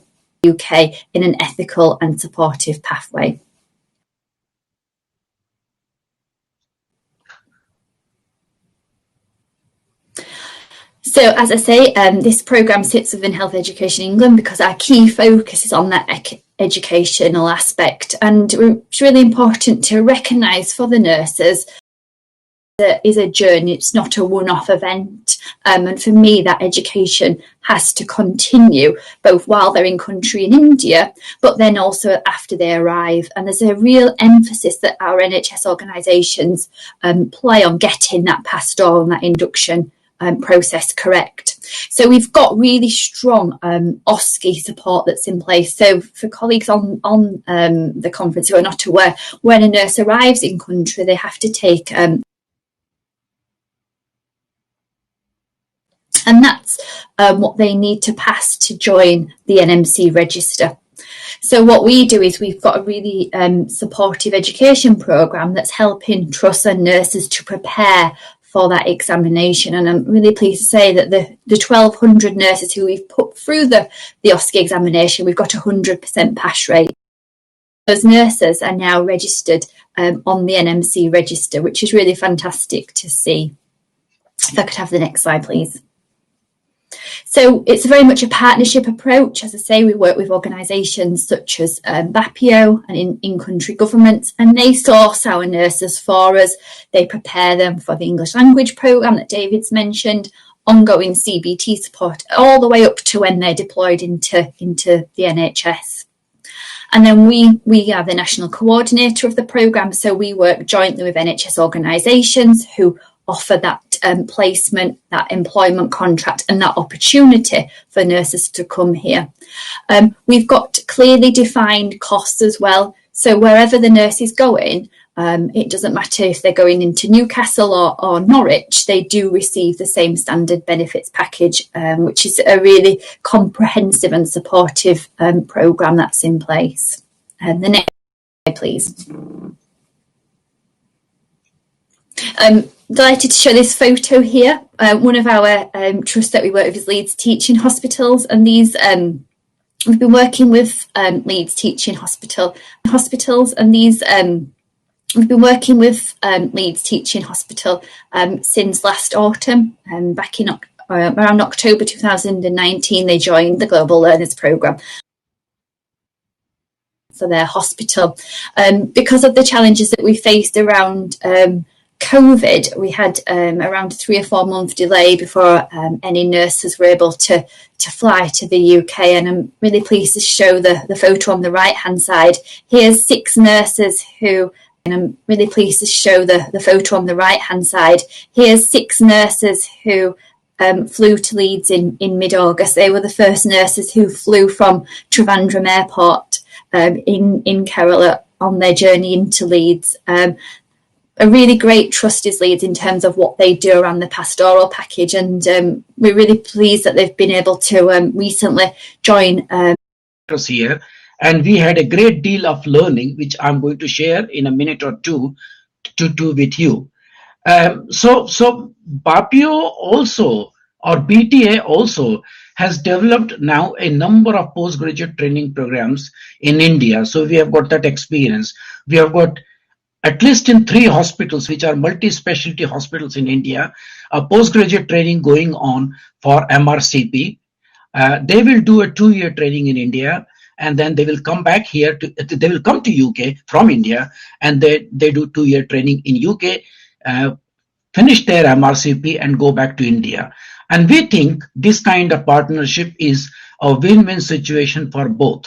Similar programs for general practitioners we have developed in India, general practitioner development. Similar thing for MRCM, which is the emergency medicine department.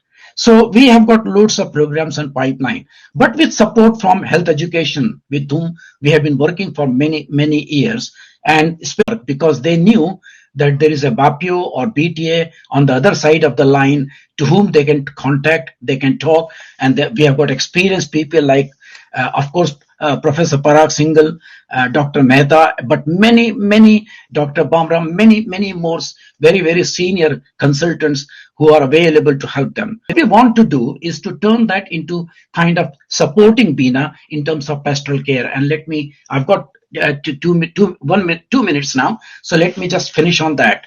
So what we want to do is that about 1 minute. 1 minute okay, left. Okay, 1 minute. I'll finish it in 1 minute.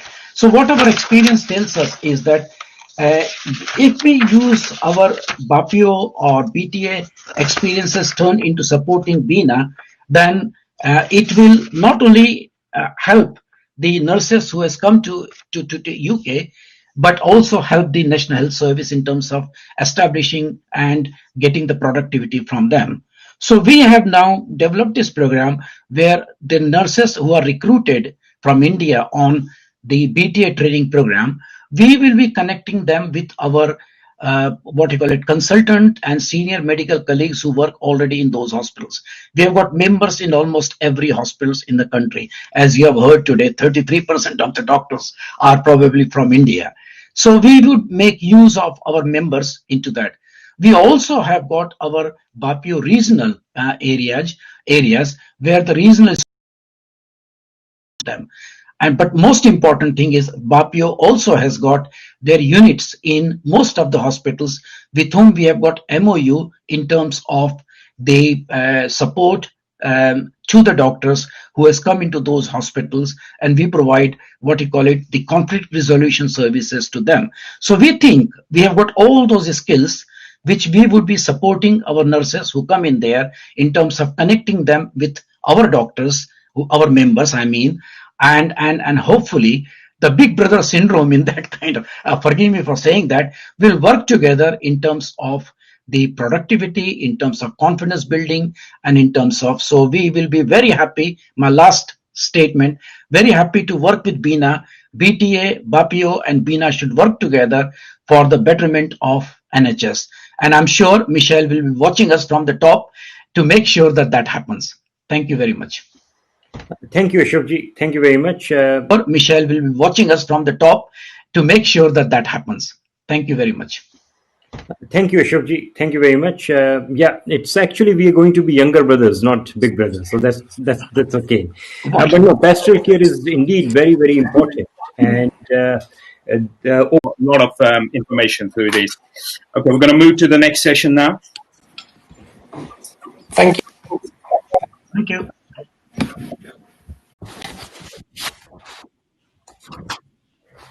You okay to start? I think we are live. Good afternoon. Welcome to the afternoon session. The session of guest speaker. We got an exciting topic of patient-centered care and particularly in primary care. Before we invite our esteemed speaker, I would like to invite my co-chair, Dr. Kamal Sidhu, who from background is a general practitioner in Northeast, is chair of South Durham GP Federation, is a vice chair of Durham, County Durham and Darlington LMC, and today he is here as a chair of that GP Forum. I would like to invite him to the session and request him to invite our speaker and take it over. Thank you, Virish. That's very kind. I'm here representing on behalf of the GP Forum. I've been given a rather uphill task to introduce Professor Lakhani, who's such an accomplished personality.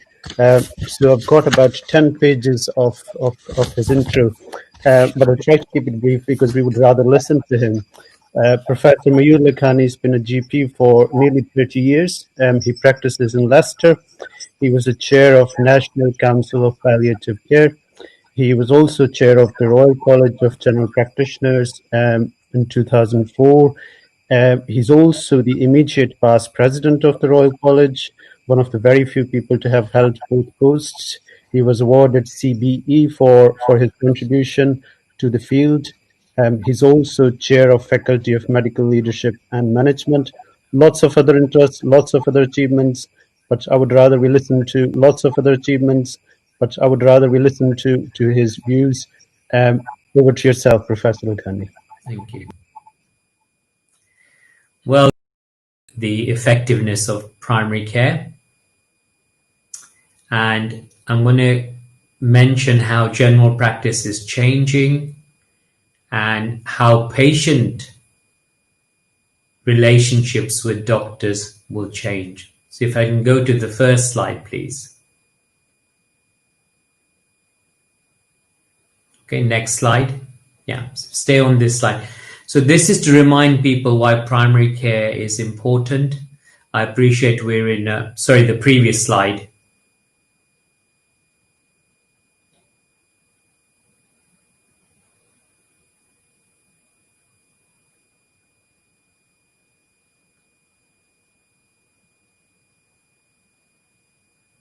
You could go to the second slide, please. Sorry, apologies for the technical delays in the changing the slide.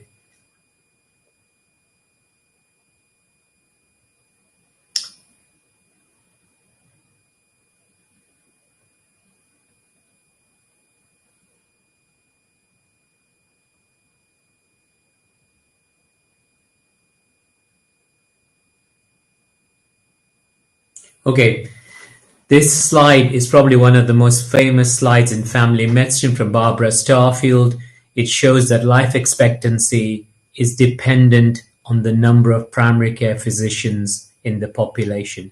A very striking correlation.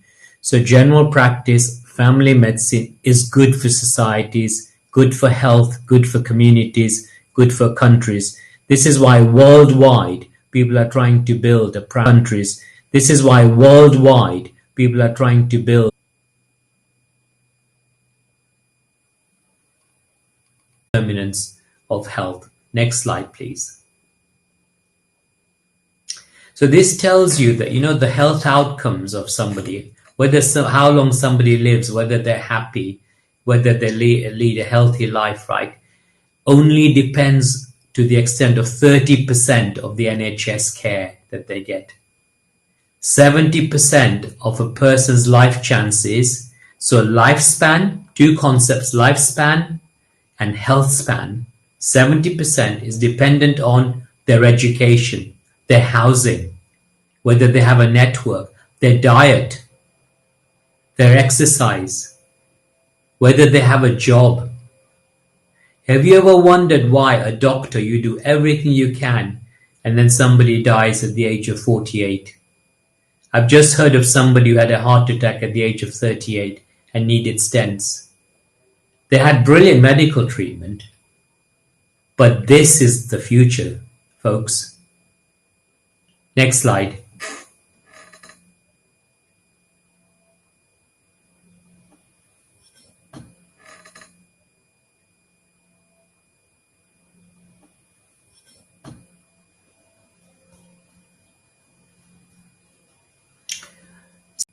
That's not to say that's the only model of care. I work in a small practice myself of 3 doctors. Patients really like small practices. There's a place for everyone, but working together, we can improve the workforce chances and morale. Next slide, please. John Berwick said, right, if you're asked to describe, what do? And you say, oh, I'm a GP. No, you say, I am part of the healthcare system in Leicestershire. And this is the slide that when it comes up, you'll see it describes the ecosystem. So the ecosystem is something we learned at school in biology. So every organism is dependent on each other. A good outcome will depend on a good hospital, good GP, good nurse, good patient, good support. So you can patient, good support. So you can see how the ecosystem is where general practice will be the beating heart of an ecosystem. And this is a really important point I want to emphasize to people. I often find doctors and nurses get into difficulty because they don't understand or realize their place in medicine, right? You cannot work as individuals anymore, although that's important, but you're part of a system of care. So why is this important? Next slide. I want to emphasize now the COVID implications for the future of general practice. This is probably it's sorted.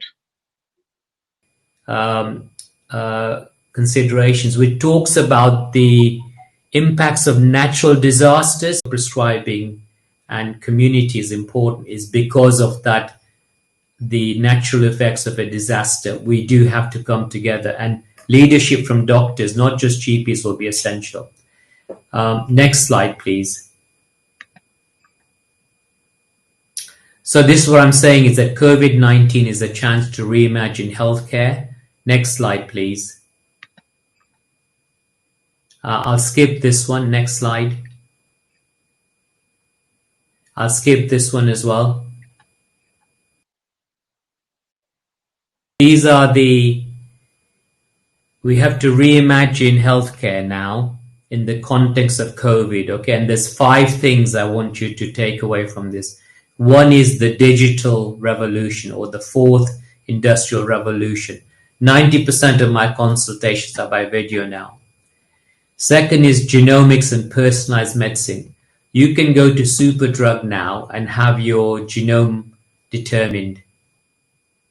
It'll cost you less than £70, right? People are choosing to have personalized care and medicine. The ethics need to be sorted out. There's a lot of questions about this. But imagine, do you ever wonder, when you treat somebody with high blood pressure with the medication, it doesn't work. The next patient, the same medication works. It's because of the genetic variation. A classic problem in medicine. Why do some people respond to warfarin and others don't? Because they have a genetic variation, which you can measure very easily. Hemochromatosis, delayed diagnosis, genetic surveillance, genomics, people power, the idea of family medicine as a baseline for everyone, doesn't depend on the ability to pay, and a system of care working together. Next slide, please. So the old way of the patient-centric, old way patient is, this is Mr. Patel, who I've shared with you before at Bapio. He was diabetic. He didn't really know how to control his condition, refused insulin, was a very passive patient, couldn't speak a lot of English, got very fragmented care. He was a passive patient who didn't understand his condition. He didn't know how to coordinate and navigate the system. He didn't have a care plan, and he lost his leg. Do we want that? No. We have to have a much better way. Doctors can't do this by themselves. Next slide. So the next slide is Mr. Patel with Alexa and Watson, speaking to him in his language, helping the doctor assimilating all the information. I know Kamal and Viresh, you'll know, we spend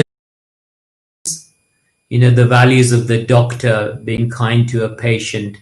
If we can get the slide, I'll show you a lovely slide about that, about this painting. Yes. So this is probably one of the most famous paintings in medicine. Maybe you've seen this in life. 1981 is called The Doctor. And you can see the doctor there when the slide is shown fully. You'll see the doctor sitting there with his hand shown fully. You'll see the doctor sitting there with his hand on his under his chin, looking at a child. I think the child has probably got sepsis now. We probably have, that's what we would say, an anxious father in the background, right? And he's looking at the child. And this painting was so this is my last slide, which is to conclude that general practice is evolving. In future, the saying will be, the patient will see you now, doctor, instead of the doctor will see you, patient. And doctors have nothing to fear from that, okay? We're already seeing this change now. This is not some kind of futuristic scenario. This is happening now somewhere in Great Britain and in the world. But I leave you with this note for everyone attending the conference, right? Lots of small changes leads to big outcomes. Follow my 3-point plan, which I developed as the president of the Royal Be on the side of patients. You will never go wrong as long as you follow that. And shape the future through medical leadership. Thank you.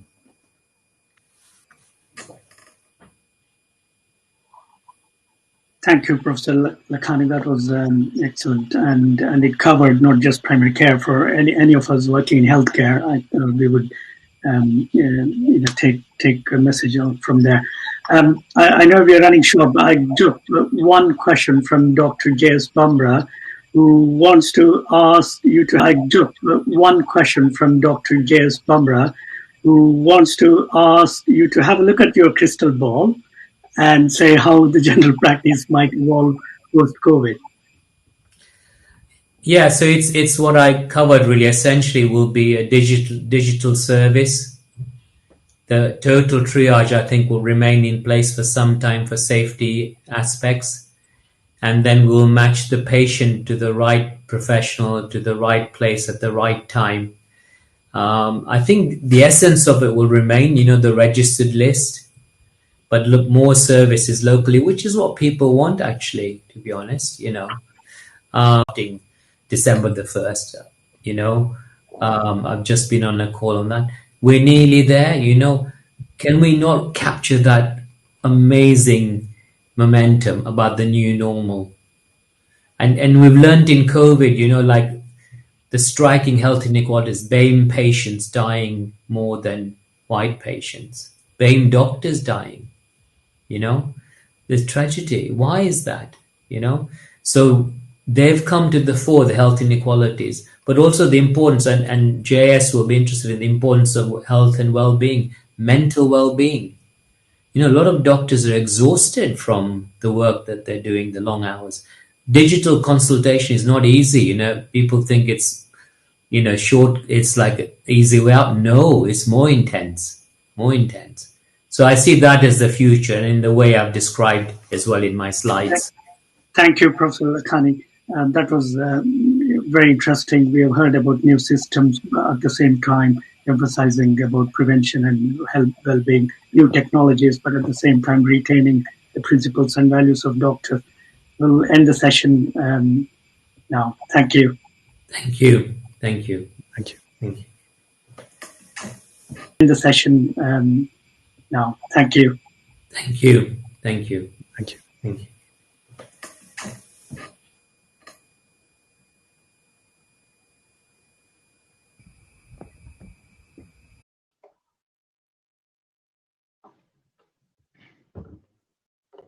Hello?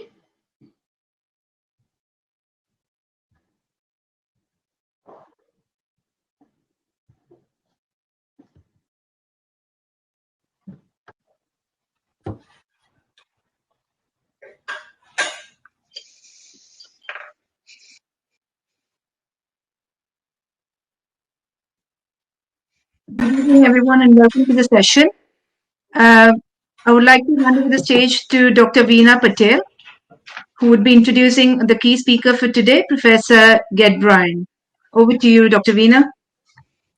Hello, I'm Dr. Veena, consultant rheumatologist at University Hospital of Leicester. It's my honor to introduce Professor Bryan, who is by profession surgical oncologist, but he is a director of global engagement at Health Education in England. He has got numerous accolades. He is the director of is the professor of medical education, honorary professor of health sciences, and he has also got the accolade of National Teaching Fellowship by Health Education England. He has done numerous peer-reviewed publication, and he believed in training globally and the education which fits for the training of doctors in addressing any gaps in the teaching and the training. I would welcome Professor to his lecture and educate us on how best we can use to train the doctors globally. Thank you, Dr. Veena. It's very much appreciated.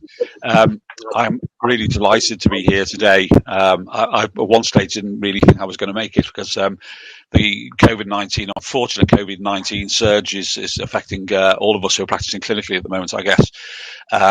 in any event, we're here, and I have been so excited about today. And there are so many different reasons why. The first is that my directorate at Health Education England are very pleased, on behalf of Health Education England, to be sponsoring BAPIO and the launch of BINA, which has been a long time coming, and we've been very enthusiastic about its need, and the fact that it is being developed as a sister organisation of BAPIO, who've been such a long-term friend to us over the years. I'm both delighted and excited about the potential benefit it will have to international nursing graduates over the course of the next few years. Could I have my slides, please, if that's possible?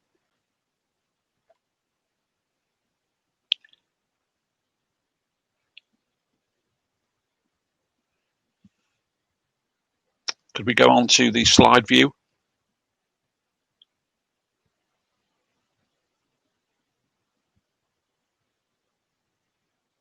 That's very kind, thank you.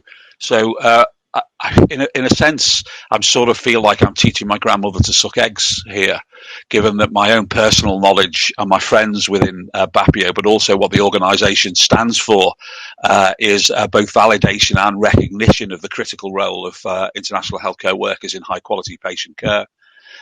However, being asked to talk on this particular topic has allowed me really to reflect on not just on the statistics and the data about international healthcare workers and how they have impacted the development of what is the largest and best universal health coverage system in history, but also their critical role, and actually I would argue a role which is well beyond the physical numbers of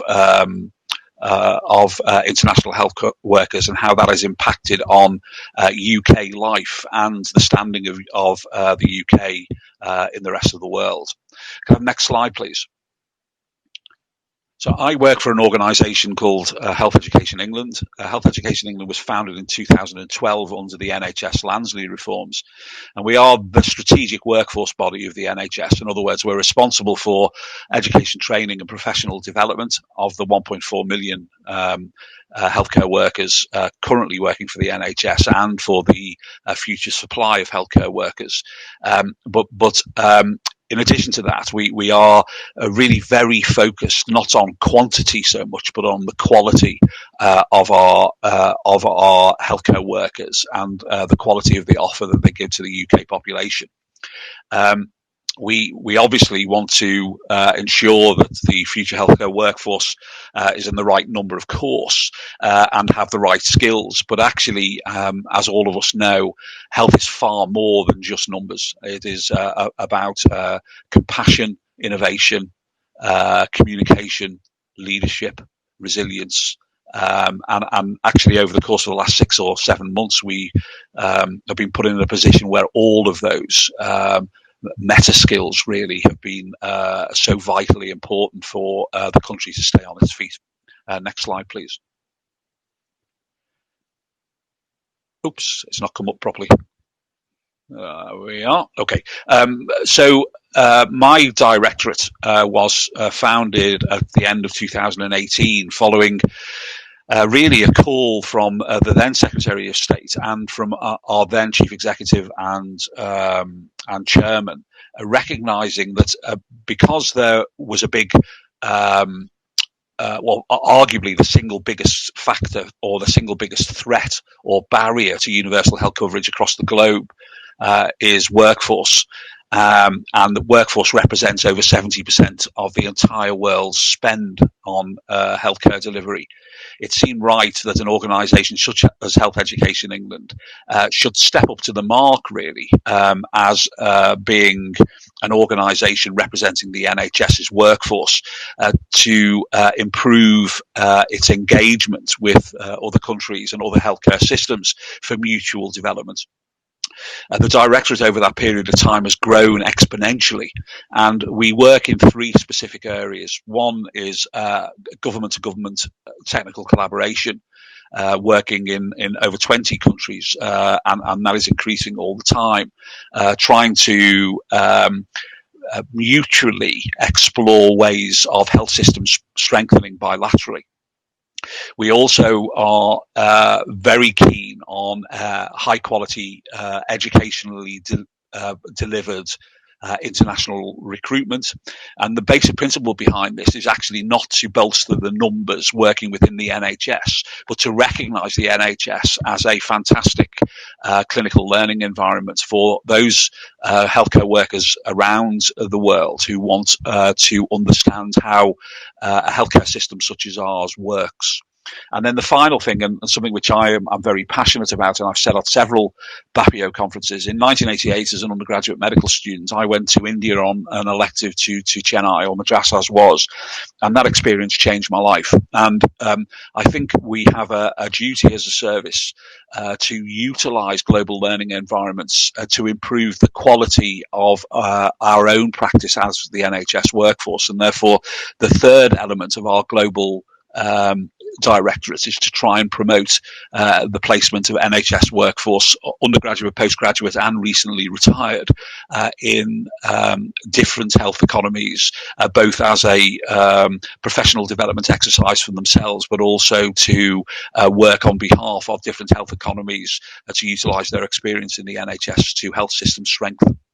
Next slide, please. You don't need me to remind you that the NHS is an incredible place. We have 1 million population interactions every 17 hours, and our own population really love our NHS, with 77% of our population believing that the NHS is fundamentally crucial and a building block for our own society. Next slide, please.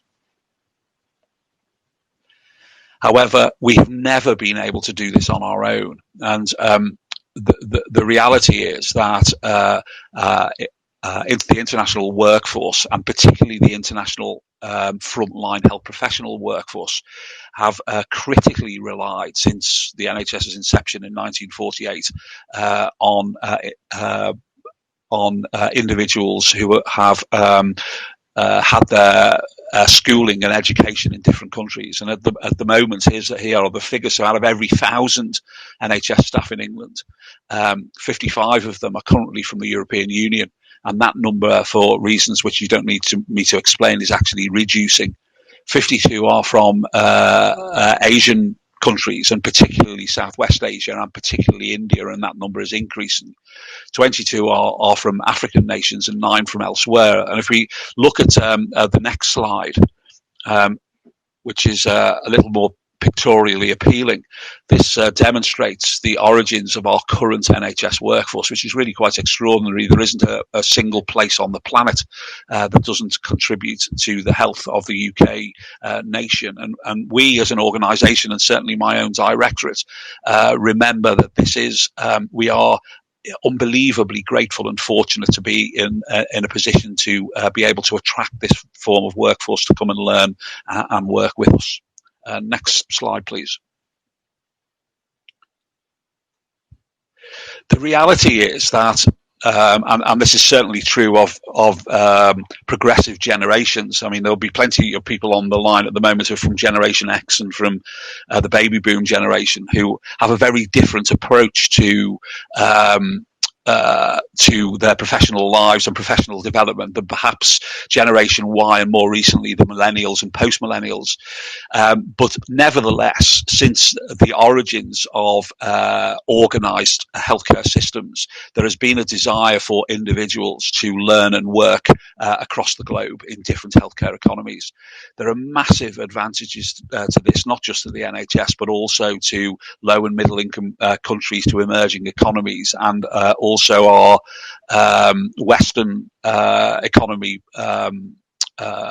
friends and healthcare workers who have relied heavily on innovation and development and transformation and quality improvement by conversing, developing formal relationships and developing bilateral agreements with different countries. The reality is that each health service meets unique social, cultural and linguistic needs. The population of the UK is diverse, it is multicultural, it is at least to a degree, partially integrated. And we owe it to all of the citizens of the UK to ensure that we are not just able to offer an equality of health service and health and well-being to our population, but we are culturally competent and accepting and compassionate to people from different backgrounds. And of course, having an international workforce supply is crucial to this. It also enables us to be more patient-centered, and the fact that sort of this migratory activity amongst healthcare workers appears to be increasing, and the desire amongst millennials appears to be increasing, is simply a reflection of the diverse society that our health service currently serves. We know that having good representation of diaspora communities improves access to healthcare for local communities who have normally had poorer access to health and have poorer social determinants of health. But more recently, and one of the things that we're understanding more and more, is having those relationships with partners across the globe improves innovation. And not only that, but it also teaches the NHS that health is not about throwing a bottomless pit of money at a problem. It's about relying on human beings to be innovative, to develop under resource challenge settings. And very often the lessons of that can be learned by partnerships with people who are not working in the NHS but working in different circumstances. Next slide, please.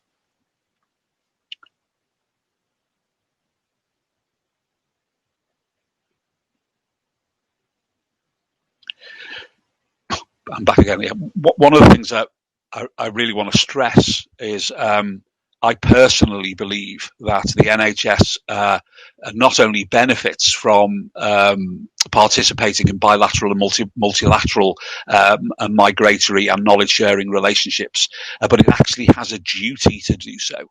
And the reality is that we, just by fortune of birth, happen to have one of the best healthcare systems in the world, and many more people across the globe have not been that fortunate.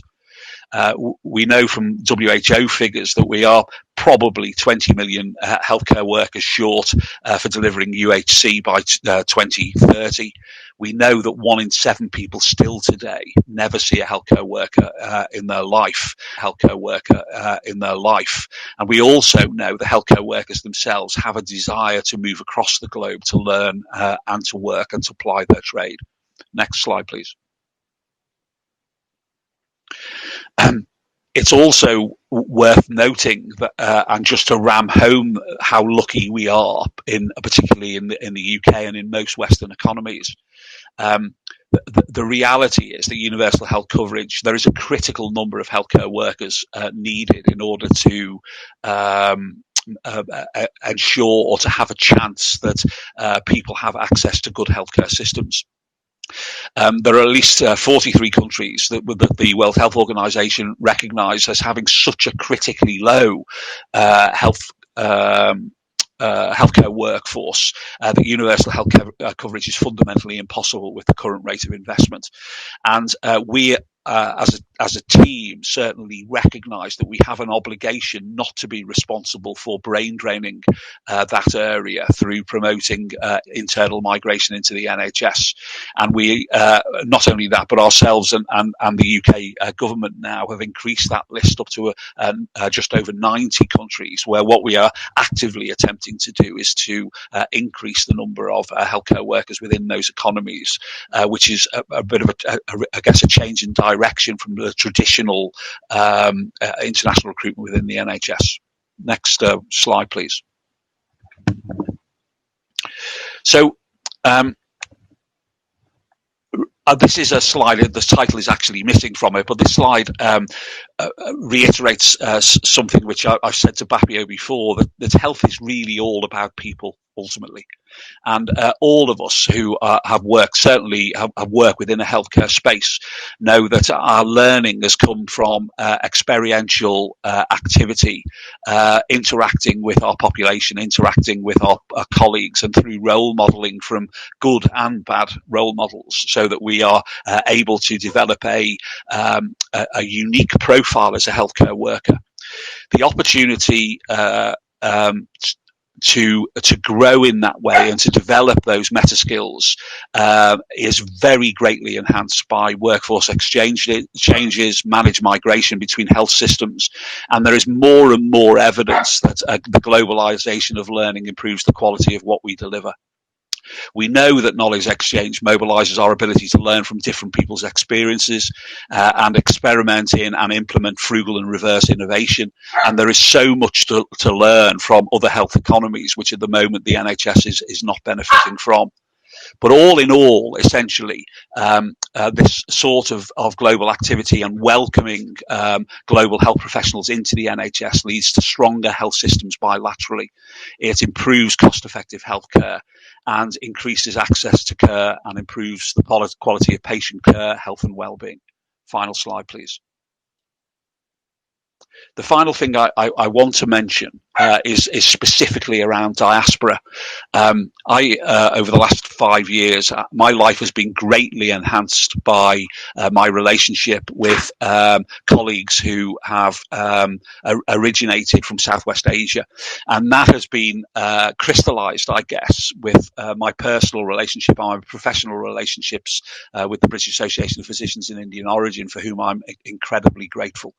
I think the enthusiasm, the power, and the impact of diaspora organisations in promoting bilateral and multilateral relationships across the planet is second to none. It's far greater than a middle-aged white UK graduate surgical person such as myself can influence.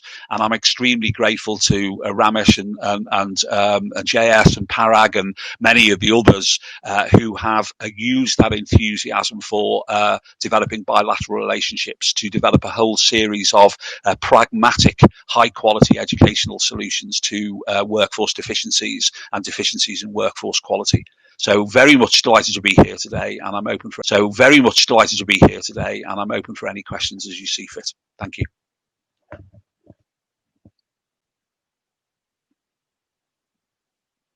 Thank you, Professor. That was an excellent talk. It really helps us understand that global learning is so important, and these are transferable skills, and we need to learn from each other, and your talk really emphasized on it.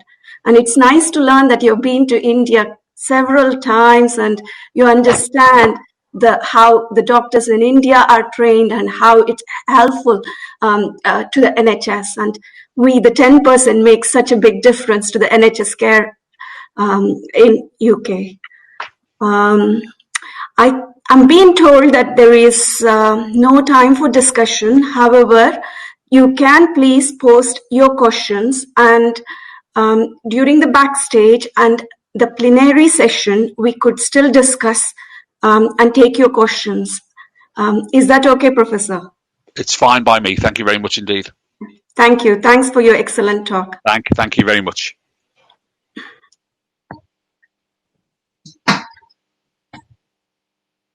I think we can conclude this session.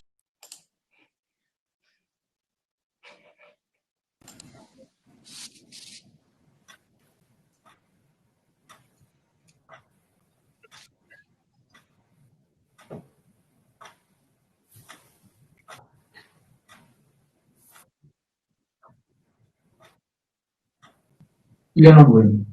I think everybody's here. Hello and welcome to session 5. I hope you all been listening carefully, patiently. And please bear with us. We're just running slightly behind, so we'll kickstart the session. We have 2 speakers, 2 chairpersons in here with us, Dr. Sajan and Suresh, and Chitra would be our co-facilitator for the session, and we do have 4 fantastic speakers. So on that note, before I hand over the stage to the chair, I'll just briefly go through the discuss options and chat functions as well. I mean, some of you have been regularly posting your comments. Please continue to do so, and then we will be reading those. Unfortunately, we might not be able to get back to all your questions, so please excuse us for that. So on that note, I will hand over the stage to Dr. Sajayan. Thank you, Giri. I'm Sajay. I'm one of the BAPIO Executive Committee members and chair of BAPIO West Midlands. And I got Suresh with me. Can I request Suresh to introduce himself and introduce the first speaker, please? Yeah.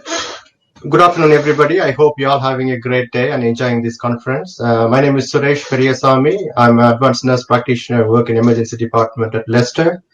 I'm the executive lead for BAPIO in Midlands. And today, the next session we are having is career opportunity in a multi-professional working environment. We have great 4 speakers today here from various professional backgrounds. I would like to introduce the first speaker, Mrs. Anu Thomas. Anu has got a large experience in nursing career. She's got 21 years of post-nursing qualification experience in a variety of specialties. At the moment, Anu is working as a consultant nurse and a clinical lead for stroke services at Lancashire Teaching Hospitals.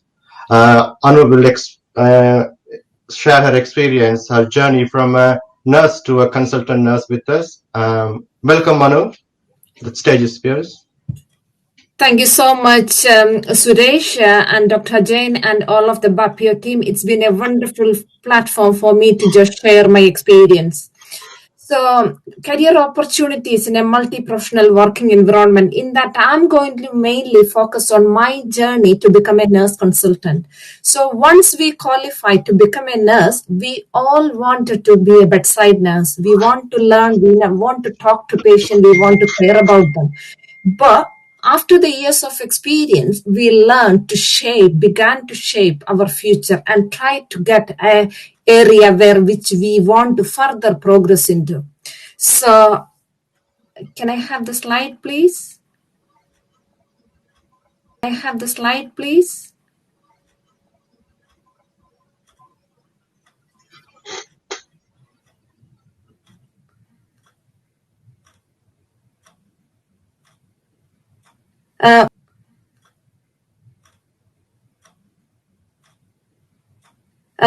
While I'm waiting, I'll just continue to talk so that we could save the time. So I had been a Band 5 staff nurse in critical care until 2016 November. So, however, I have realized that I would not be able to meet my potential if I continue to work in critical care. So I have to change. I have to make a change. But it's quite difficult for me to make a change. The reason why, that's my comfort zone. I have qualified, I worked and I practiced. That's my area. That's my bread and butter. Changing into a different speciality would be quite difficult for me to adapt. So I have to pause. I have to think. Should I have to continue? Should I have to be a critical care nurse? It was a challenging time to make that mind up. So I have decided this. I progressed into my field. On the same time, I brought my team with me, my service with me, and the organization with me. So how did I measure the success? So the success was measured when I give an evidence-based, a best available care for my patient. That's my success. That success has been measured through my team, through the KPIs, through the organization, and we are one of the best performing centers in the Northwest. It's still a long way to go, but I'm so glad that I managed to pursue my career into the stroke medicine. On the third slide, please. The next. Yes. So my main strong advice to all the people who is listening today's talk, what's your vision? You need to take a career path which is suitable for you, because it's have I got how many minutes more? can go and give the last Last message. slide. So then the next slide and the last one is what is next. So I'm so privileged to be the exec lead for the Northwest for BINA and work along with my organization to support and provide the pastoral care for the newly arrived nurses, and we were working with that. And for me to progress further, to take into the lead at the regional level and the national level and work with the national stroke clinical lead and develop further. That's my ambition. Thank you. Thank you, Anu. That was a very powerful and inspiring presentation, and it gives a lot of pointers to aspiring Komal Purpose. She, after completing her biomedical studies degree in University of Birmingham, she's currently doing the physician associate training in Leicester.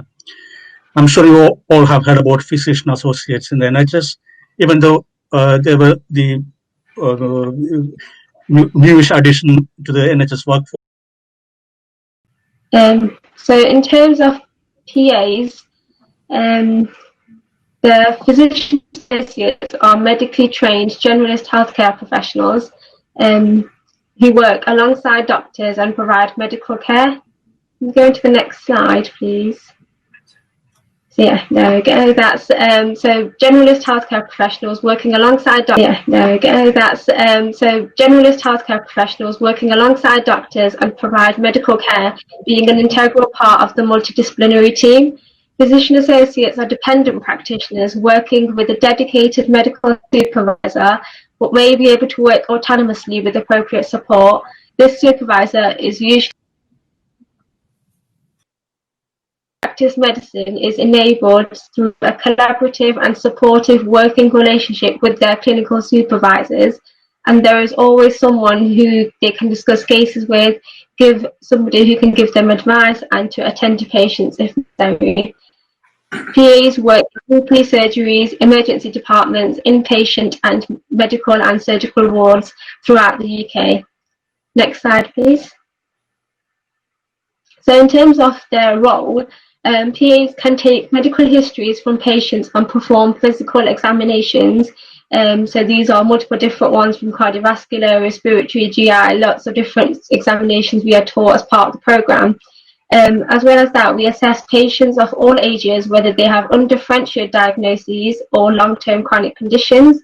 Following this, a PA will form differential diagnoses and management plans according to the NICE guidelines, and to investigate these, perform suitable diagnostic and therapeutic procedures. Following this, they will need to develop and deliver appropriate treatment and management plans, request and interpret diagnostic studies, and provide health promotion and disease prevention advice for patients. Next slide, please. So in terms of the skills, these are some of the skills which we are trained to perform, including sort of things including venipuncture, cannulation, NG tube insertion, suturing, IM and subcutaneous injections, as well as obtaining and interpreting arterial blood gases, ECGs, and interpreting chest x-rays. But there is not sort of, once you're qualified, depending on the area of speciality, PAs can undergo further clinical training. So, for example, whilst shadowing a physician associate on a haematology ward for work experience, she mentioned how she would be trained to perform bone marrow biopsies. And because PAs can work in GPs practices as well, they may undergo further training to perform minor surgeries such as sebaceous cyst or lipoma removals, or doing injecting or aspirating joints, performing cervical smears, performing contraceptive implant placement or removal, as well as IUDs. So it's something that's constantly, your skill sets are constantly growing as you develop in your career. Next slide, please. So physician associates are not able to currently prescribe or request for ionizing radiation, and this is mainly because PAs at the minute are not a regulated profession, but I will be discussing this later on in the presentation as well. Next slide, please. Discussing this later on in the presentation as well. Next slide, please. So in terms of their role in the MDT, physician associates increase the numbers of the medical workforce and increase access to quality care for patients. So when patients often present to the GP or to the hospital, they often have multiple different comorbidities, and even though they may be admitted to a ward for a particular condition such as pneumonia, having a generalist on the ward who also has a good understanding of their other general comorbidities like diabetes or hypertension is quite advantageous to provide better personalised patient care. As well as that, PAs act in an enabling role, helping to reduce the healthcare team's workload and add to the skill mix within the team. They offer continuity and stability both for the patients and for the team in which they work, and that's because once appointed onto a ward, it's not something, PAs do not rotate between different specialities, and it means that if patients are admitted and then readmitted a second time, one of the member of staff is there who's may be able to recognise the patient, and the patient may also recognise them, as well as providing continuity of care.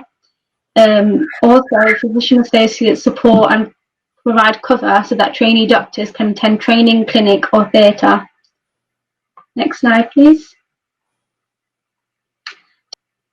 To get onto a physician associate course, you needed a minimum of a 2-1 in a BSc Honours or other life science and health related subject. So this can include anatomy, biology, biochemistry, but for myself, I did biomedical science at University of Birmingham, and that gave me that scientific and clinical sort of background from which I could build on through this master's.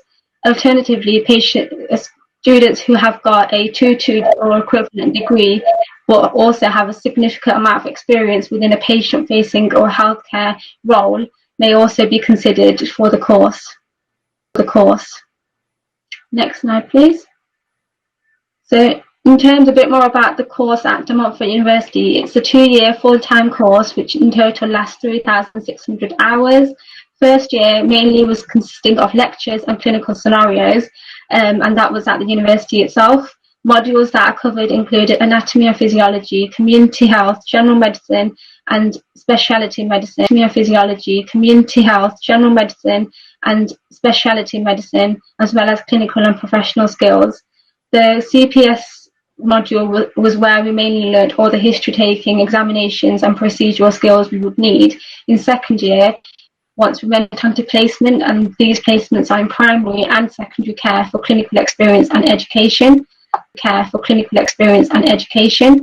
Over the 2 years, we have to complete a minimum of 1,600 hours of clinical training across a range of specialities, including community and general medicine, mental health, surgery, obs and gynae, and paediatrics. As well as this year, which is my second year, I have to complete a practice-related dissertation project. This involves identifying a research question or area of development and designing and completing a project for identifying a solution for this. My project that I've recently started researching is on anti-diabetic medication and Alzheimer's disease, and I'll be writing a systematic review on the effectiveness of insulin and metformin to reduce the amyloid beta levels in Alzheimer's disease patients. So that's something that's recently started and will complete over the course of this year alongside 2 more placements. Next slide, please. The Faculty of Physician Associates reviews and sets standards for the education and training of physician associates, accrediting the university programs as well as doing the national certification and recertification exams. So at the end of the PA course, as well as sitting the university exams of regulation, PAs are currently an unregulated healthcare profession. Let's go into the next slide, please. PAs are currently an unregulated healthcare profession, but once qualified, PAs are strongly encouraged to join the Physician Associate Managed Voluntary Register. The PAMVR was established in June 2010 to provide public protection and safety, set standards for postgraduate education and development, and to advance towards statutory regulation. All trusts and practices must ensure that PAs are employed or registered on the PAMVR. Once on the register, PAs must complete 50 hours of continuing professional development annually and pass a recertification exam every 6 years, which I mentioned previously. So next slide, please. In July 2019, the General Medical Council announced they will regulate PAs as well as anaesthesia associates. So hopefully, regulation is currently underway and will hopefully be coming in the next few years. And PAs are also growing in terms of the numbers, with over 5,900 by the end of 2023 predicted. So it's a rapidly growing profession. Thank you.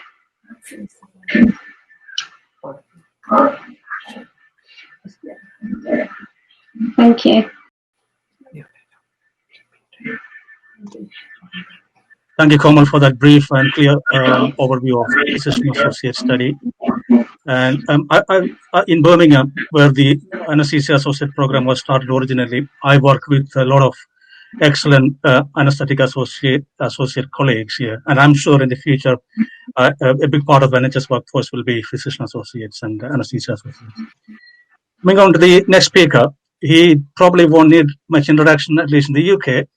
It's Professor Mahendra Patel, who is an academic pharmacist and a fellow of the, and he's also the pharmacy lead for the Oxford Principal COVID-19 clinical trial. And he's currently working with the British Heart Foundation and South Asian Health Foundation to promote healthy lifestyles and reducing risk for developing diabetes and cardiovascular disease. Over to you, Professor Patel. Thank you very much. And what an honor it is to be presenting this morning, today. And congratulations to BINA and BAPIO. Can I have my first slide, please?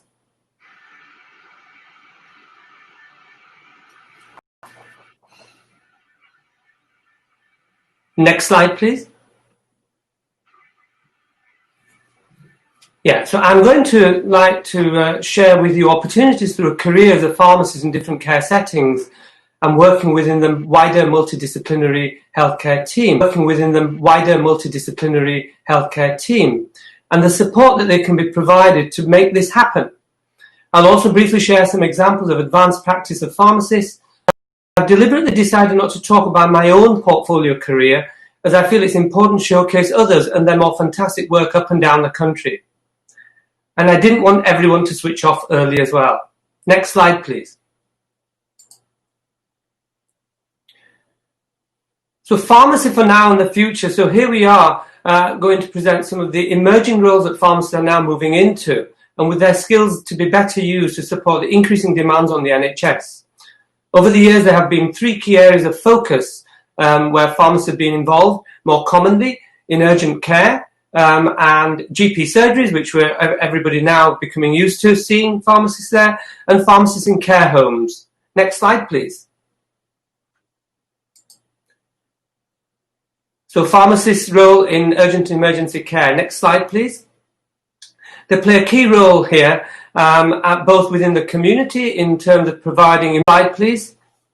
And I'll give you some evidence when we had an evaluation of pharmacists and GP surgeries by a colleague of mine, Boyd et al. At Nottingham University. And this showed the input that pharmacists can play in GP practices in terms of improving patient access, improving patient satisfaction care, holistic care of patients in terms of improved outcomes, more patient understanding of their long-term conditions and therefore better adherence to their medicines, healthy lifestyles, and also in terms of care home expertise and reduction in care home referrals, including primary care and hospital admissions. Furthermore, in terms of medicines optimization, reducing prescribing errors and increased strategic prescribing. These slides are available, so I'm just reading a few key points there. But importantly, they also reduced opioid usage, prescribing errors, and patient readmission and post-discharge. Next slide, please. Pharmacists improving in care homes, care in care homes. And this again, I'm talking evidence-based here, where we had a colleague of mine from the north of the country, northeast, and reported in 2017. This is a pharmacist-led clinic, reported in 2017. This is a pharmacist-led clinic in care homes, and the impact of medication review as part of a shared decision-making process within the elderly. And it was more about the quality improvement methodology. This saved £77,000 just due to medication-related issues. an average of 1 hour nursing time per day. This care home program now was rolled out in the community as a result of involving a large multidisciplinary team, including nurses, doctors, care home staff. And so the newly qualified is similar to the medical foundation years. The advanced practice pharmacist is equivalent to the core and speciality training, and the consultant pharmacist, again, as we have consultant medical practice, really. Next slide, please. Next slide, please. And this is the process of just launched a couple of weeks ago, where we've got the consultant pharmacist program, and this is moving from advanced practice into consultant level, and an approval and assessment pathway for pharmacists to be credentialed. Advanced practice into consultant level, and an approval and assessment pathway for pharmacists to be credentialized as consultant pharmacists, enabling clinical excellence and leadership to be recognized. Next slide, please. And I'm going to give you a few quick examples of colleagues. Next slide, please. This is Olutayo, works in community pharmacy, but you can see what she does in Dudley, really. She works in research, she does online private face-to-face consultations with a GP in-house within the pharmacy, and also works with the local councillor's surgery in terms of delivering healthcare there with the mayor, and has weekly sessions at the Dudley colleges for staff and students in terms of the health and well-being, and providing clinics there as well. Next slide, please. She also teamed up with the Dudley Mental Health Trust for consultation with mental health clinic, with around 40 patients seen weekly at the pharmacy, works with nurse advice to provide continence clinic to the community in Storm. This is to reduce health inequalities, bringing patients closer where they can't reach out to their doctors as well, really. And she also does something interesting with the collaboration with the church, and gets people to involved picking litter as part of the green life as well, but also in terms of mental health and well-being. Next slide, please. This is Phil Howard, consultant pharmacist, national and international role. He's an academic, but also then works national role. He's an academic, but also then works at various levels of the pharmacist in hospital, in terms of antimicrobial resistance with the microbiology team, the infectious disease and senior medical and nursing staff. Advises NICE on managing common infections as part of their standing committee. Works with the Department of Health on their advisory committees on antimicrobial resistance, and also with the Public Health England on the European Advisory Committee on antimicrobial resistance. Next slide, please. He's also president of the British Society of Antimicrobial Chemotherapy. He's the first pharmacist president in 50 years history, and this is a multidisciplinary charity. £2 million investment optimising diabetes management ahead of cardiac surgery, and he's involved with developing CTIMPs, which is clinical trials for investigational medicinal products. So this is a very brief insight into some of the careers of pharmacists spanning community, primary care, secondary care, and academia. And importantly, it's about working together, because isn't this what this is about, with all our other colleagues within the healthcare professions, and the way forward in the best interest of improving health and health outcomes. So that, from that perspective, I hope this gives some inspiration of where pharmacists and we all sit in within the wider healthcare team. Thank you very much. Next slide.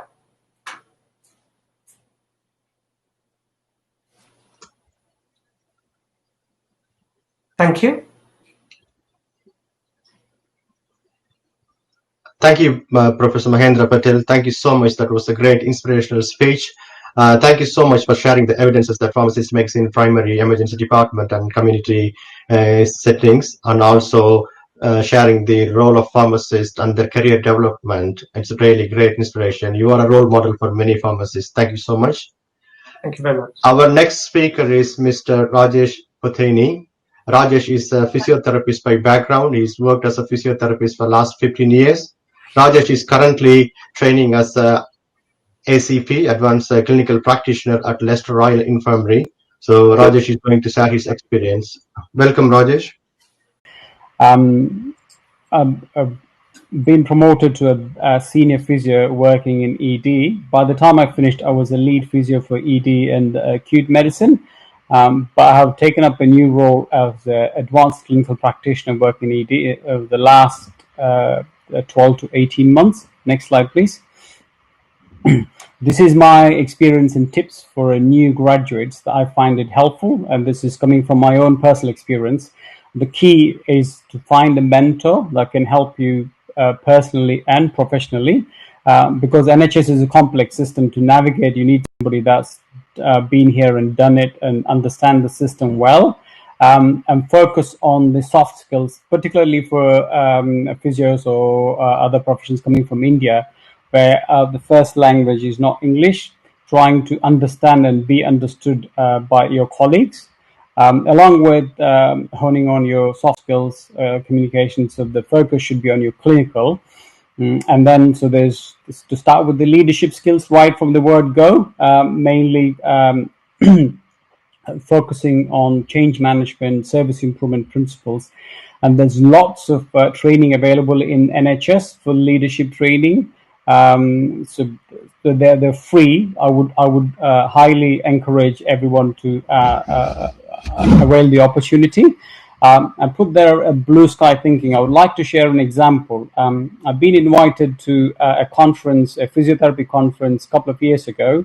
I asked my colleague consultant to co-present the session, and he kindly agreed, and the presentation went on well, and the audience it reached was wider than a physiotherapy audience, and it was a huge success. So from my experience, don't be afraid to ask your colleague consultants or doctors or nurses if you're working on this on similar lines. So networking is the other key principles. Here in UK for physios, we got a Chartered Society of Physiotherapy interactive website where you can learn and share your knowledge, and ask lots of questions, from research to studying and uploading your skills and improving. And one of the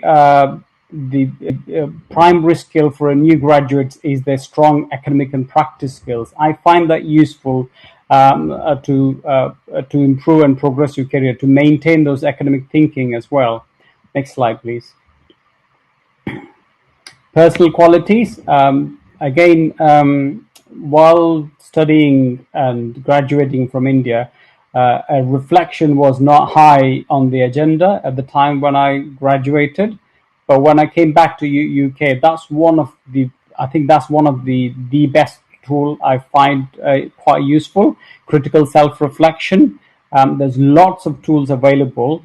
It's daunting to start with initially, but once you start using your reflection, it really helps with the professional practice, improving your practice, keeping a log. Flexibility. Commissioners and the managers. There's a huge skill mix of what the physios can do. But unfortunately, because of lack of understanding, they're not been supportive of progression.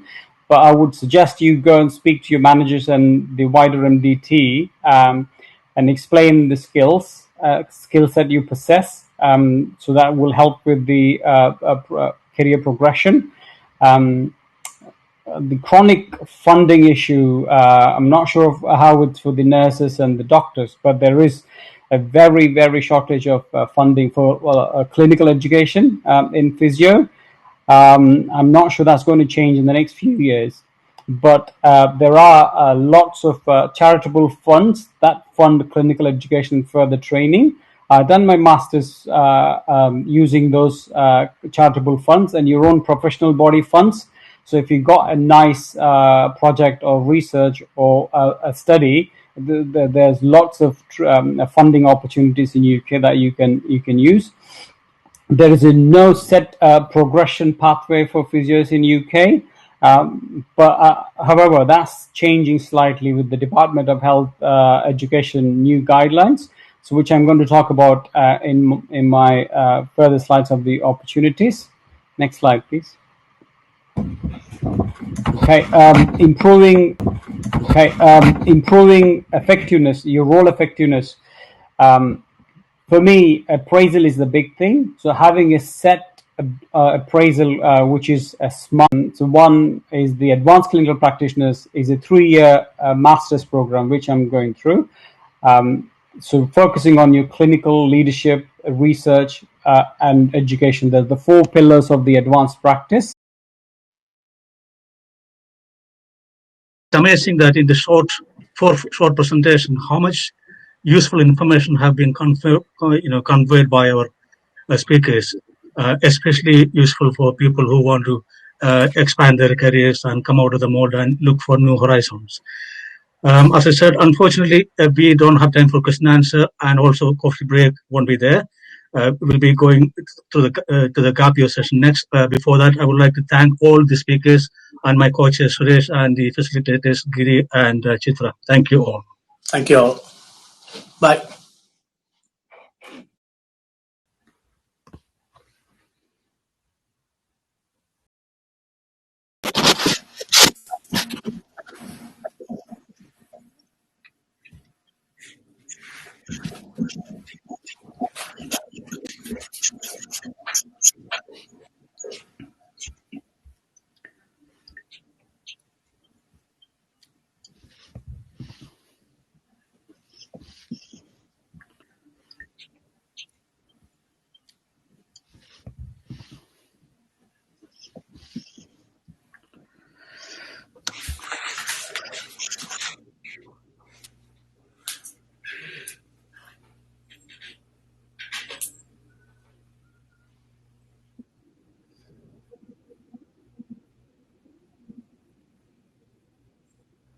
I would just like to remind you all of the Q&A feature. So on your right-hand side, there's the discuss button, and you can put all your questions in, and at the end, we'll try to go through it all. If we do miss your question, really sorry, but we do have a time constraint.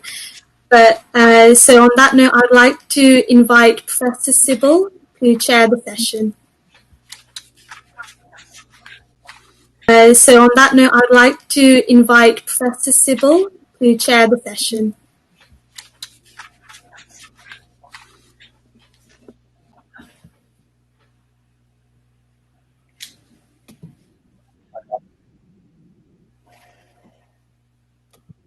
Association of Physicians of Indian origin.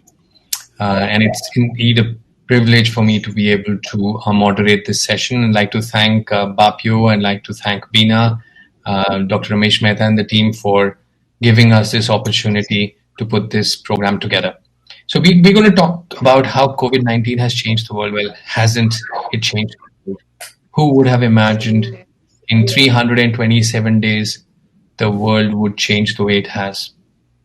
55.6 million cases, sadly 1.34 million deaths.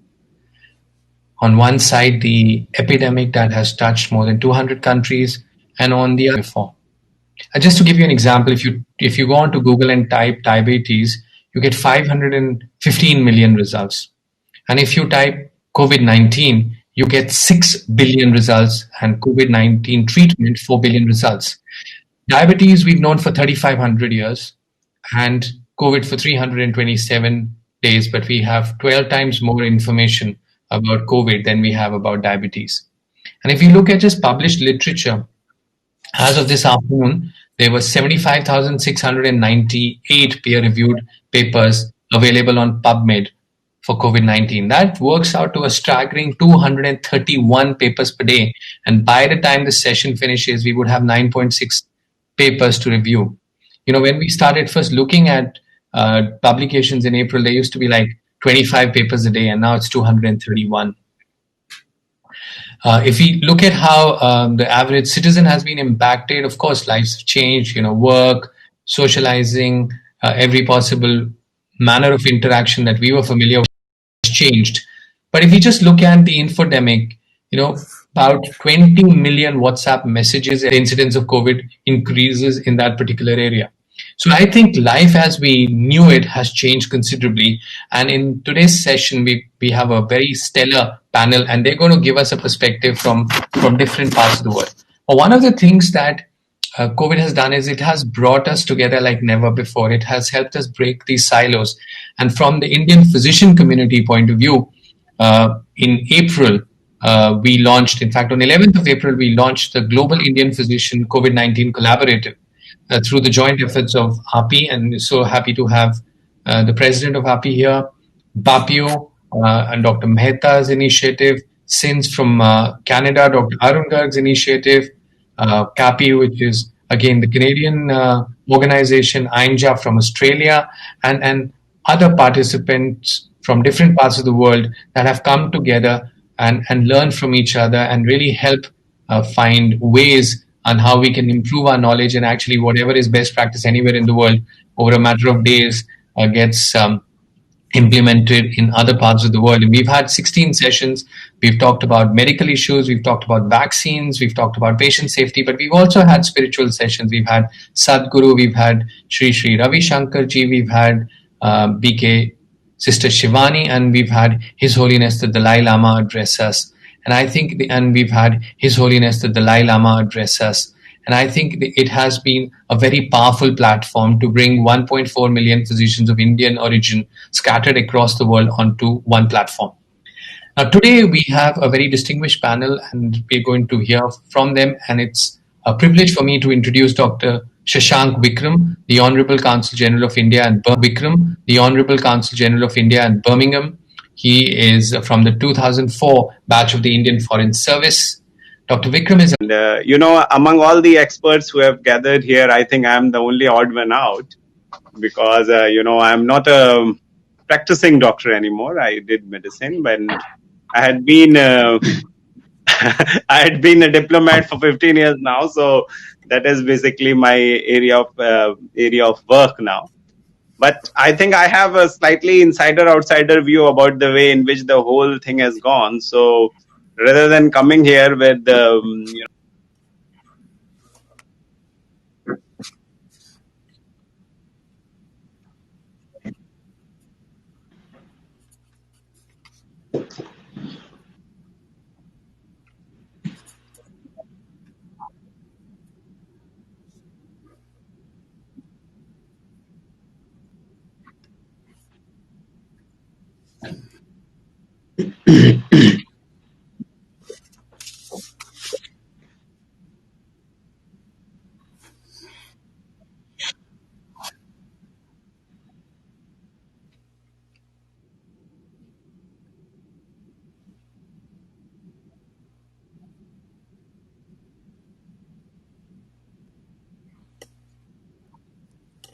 trying to binge upon TV channels and trying to make different kind of foods. But I think medically also I saw that several different kind of challenges started happening. The issue of it started, there were concerns which are being raised about the domestic violence, about the abuses, about then there were so many papers which came out about the unwanted pregnancies which will happen, so the abortions which will follow. And one more thing which we all have seen as the big thing is the mental health issues, the way in which they came up and they took kind of a center stage in so many, in India there was so much of discourse around this, and I'm sure world over that is a problem. Even here in UK, this is the first thing which I experience when I talk to so many people who make a distress call to the consulate, that it is when the person is alone, when human, which is by nature is a social animal, is deprived of the society, there is an impact of this on the top of the things, and we know how to go about it. But COVID-19, it gave a surprise. That is why when now Dr. Sibbal was saying about so many papers about COVID-19, the fact is that so many people assumed that they know how to deal with it, how to go about it. And here is COVID-19 is still there, is still telling people that every challenge is new and it might require a new approach to handle it. I'm sure that we have come a long way, and as we go forward, there would be ways which will come out and we will be able to tackle the issue. From an Indian point of view, I would also say that when I was in India at that time, we started one of the largest, evacuation operations which India has ever undertaken, which was Operation Vande Bharat. It is still continues as we talk. Over 1 million people have been helped through that, and we go on doing that. Similar, steps were also taken by all our missions and posts abroad, which basically included not only evacuating citizens, but also at many times, helping people with sometimes very little issues also become big, somebody not getting his food in time because hostel services have broken down, to somebody not able to access medical help. So all these were issues for which embassies, and it brought to the fore that it matters in the life of everyone. It is not something which is in some rarefied atmosphere being discussed, and does not matter the life of a common man living anywhere in the world. It actually affects everyone. So global governance is something, and you have to praise them when they come. Fourth thing in my point of view was that one more important thing which came up, that global supply chains are very important. Whether there is medicine, whether it's equipment, whether it is food, and I would even say even information. The global supply chains are very important, and they must be maintained, and they should be robust enough to stand when we are stuck with a calamity like that. So there will need to be steps taken in that direction to ensure that they are functional at all times. Fifth thing which I thought was also anything is important.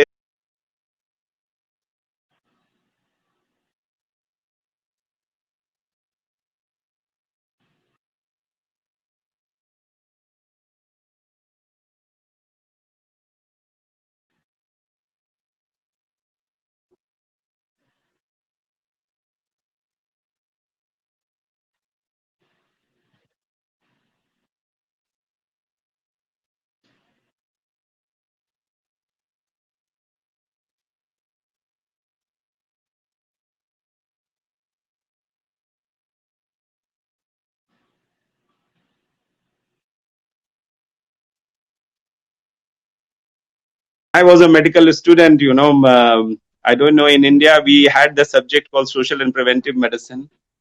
And in different countries, I know that there are different names, but in general, the public health and the related areas, I think that is one subject, I think, which has again come back to the center. And because we all know that the prevention subject, I think, which has again come back to the center. And because we all know that the prevention is better than cure, and the fact is that if we have such a huge patient load, we have seen. And I think the Ministry of External Affairs has been really proactive in getting, Indians stranded abroad back, and been extremely supportive of meeting the needs. So thank you so much for your comments. It's a card. Thank you, Prof. Sibyl, for the kind introduction.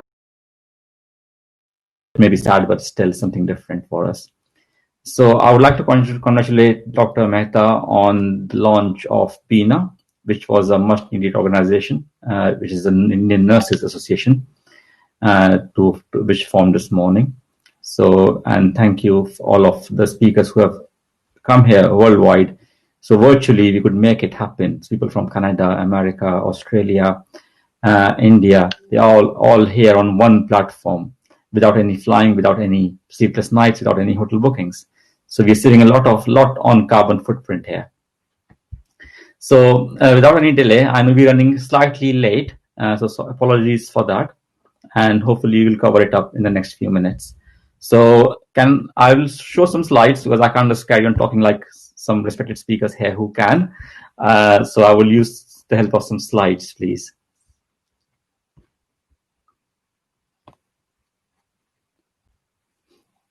Farah, do you have the slides for me, please?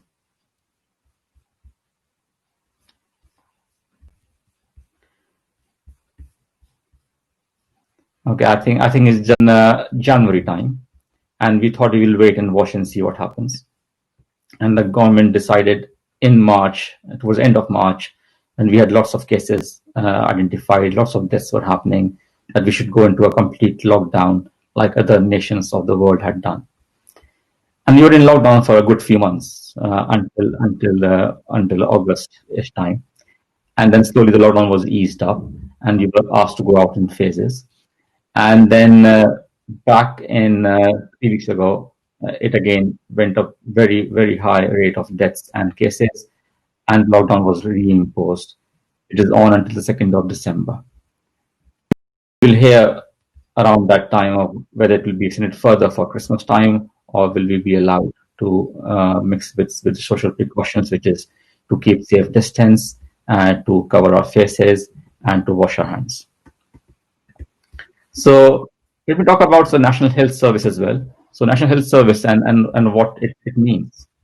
Well, this is a unique service in the world, and it came to light in 1948, and it was the first time in the world whereby people could freely. Yeah, it's very rare to find these services, especially in the rural part. So we are blessed to be in the service, and all the and asked to come down to see us. It saved on travel. So a lot of people struggle to travel down to practices, find parking. It all stopped. Self-care increased. So anybody with a mild cough, cold, runny nose, sprains, grazes, they did not come to practices anymore. They sought care on their own at their homes, and they learned and they got educated of how to look after themselves, which was a remarkable feat in itself. We did virtual care home broad round. So we have care homes here. So like people who are elderly in care homes, we started doing ward rounds virtually over the phone or over the video. So the picture you see on the left is something which we have launched, and that this thing has increased our working limits, and we can see more patients in a shorter duration of time sitting from home. We went electronic sick notes, something again new, never happened before. It always written and given to patients. It all went electronically. They were done on massively, as everything has changed. So the universities and schools closed down in March completely, and they reopened in September. And all the tutorials which I do in the medical school went from being face to face to online, like we're sitting here and chatting to each other. We had heavy use of MS Teams, Blackboards, Zoom, WebEx, Google Duo. Lots of platforms popped up on our mobile phones, and we used all those kind of secure networks to teach students. The exams for GCSEs and A-levels were postponed or cancelled, in fact, and results were based on performance. The PLAB, which is the exam for people to come into UK, was deferred, but now has restarted. All the appraisals, which doctors serve as cold sites, which means anybody with COVID positive or suspected illness went to a hot site, and anybody with elective went to a cold site.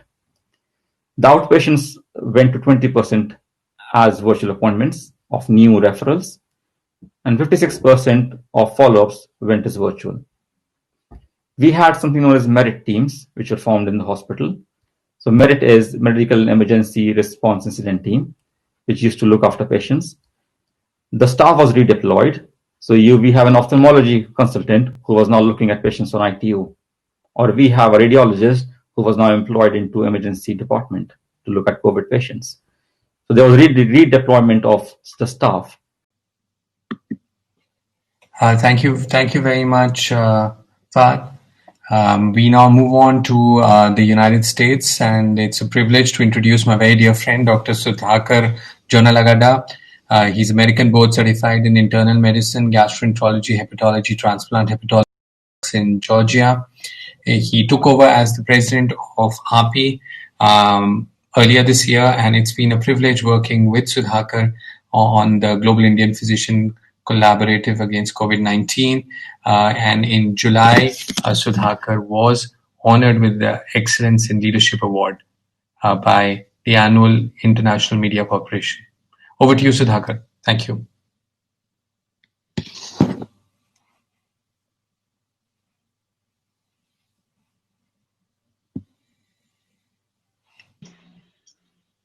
Thank you, Dr. Saibal. Can you hear me? Yeah. Thank you. I want to thank you, Dr. Ramesh Mehta, and organizers inviting me today. This fantastic meeting. You all know that the world we have inherited has blessed us with many things. Nature has created a harmonious order that has placed each of us to play an important role in working together. However, diseases like plague, natural calamities disrupt normal life, causing pain and suffering to and influenza, Middle East respiratory syndromes, MERS, and Zika. The most recently, coronavirus COVID-19. In the past, the economic and health impact of the outbreaks were to large extent, limited to certain affected areas only. The COVID pandemic has impacted our health and well-being, global economy, and every aspect of human life. It's hard to overstate how much US coronavirus outbreak has deteriorated in the last few weeks, with each day ushering in new disturbing records. Every day, there are more than 150,000 new infections. It's the worst the pandemic has ever seen, said by Dr. Preeti Malani, she is Chief Health Officer and Infectious Disease Specialist at the University of Michigan. The daily cases have gone up to more than 70% nationwide since the beginning of November. 1 in every 378 people in the US tested positive for COVID-19 over the past week. And the impact has been huge. The coronavirus pandemic disease has transformed lives into various ways: physical, spiritual, emotional, financial, and psychological. I want to discuss the impact of COVID on all of us. I would like to break them down into some subcategories. The first is the human toll. As of November 16, 2020, 155 million people are affected by COVID across the world, as many as 11.3 million or in the United States alone. 1.33 million have lost their lives in COVID around the world, while in the US, it's taken about 247,000 lives across the country.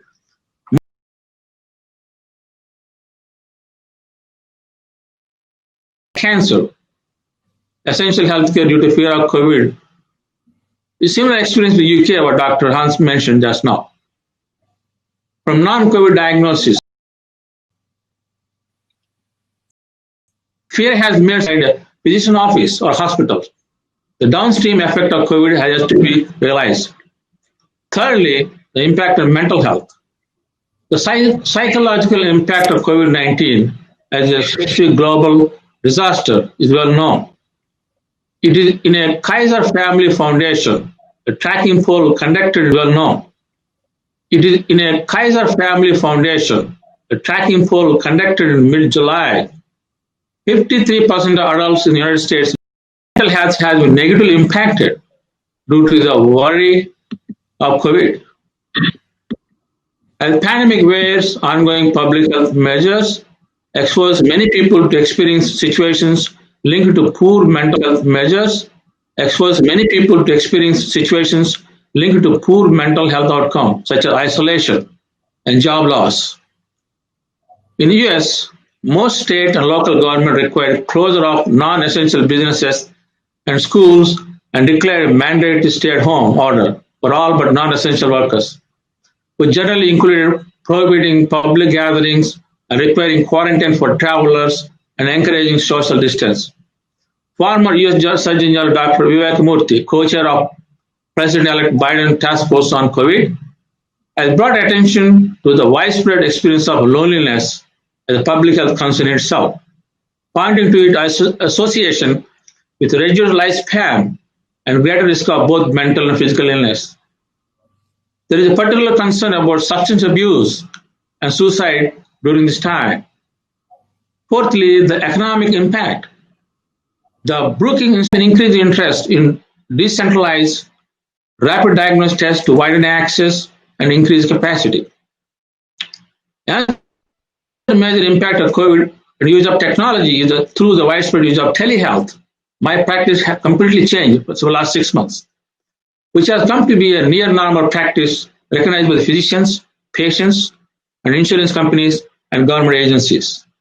Ladies and gentlemen, in conclusion, as a physician we have been accustomed to caring for patients with critical illness, despite the complexity of diagnosis and management in clinical medicine. One of the most difficult yet rewarding aspects of the field is allaying fear and uncertainty during the time of great changes and adaptation for patients.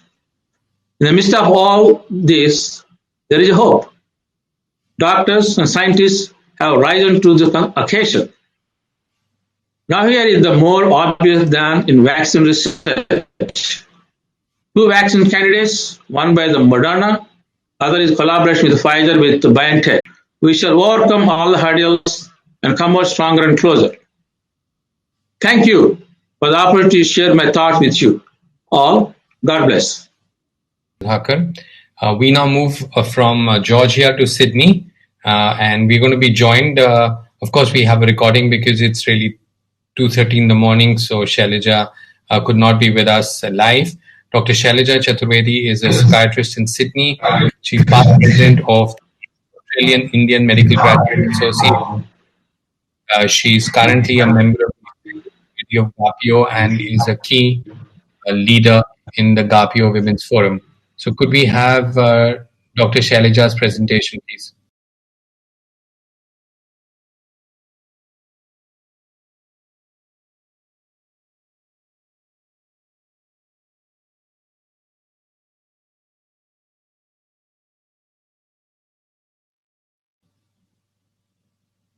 So Farah, are we going to play Shailaja's presentation?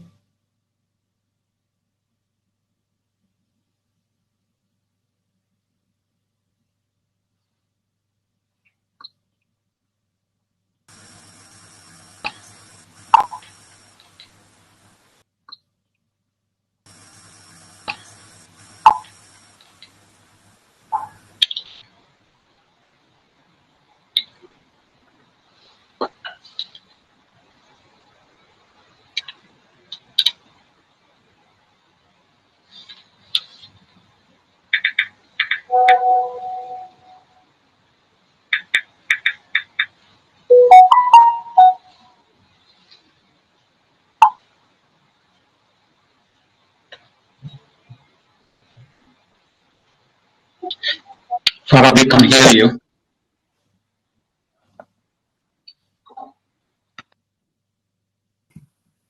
Hello, yes, please. We seem to be having a technical glitch. Shall we? Right. Yes. And we go to New York to our dear friend Dr. Neil Simon.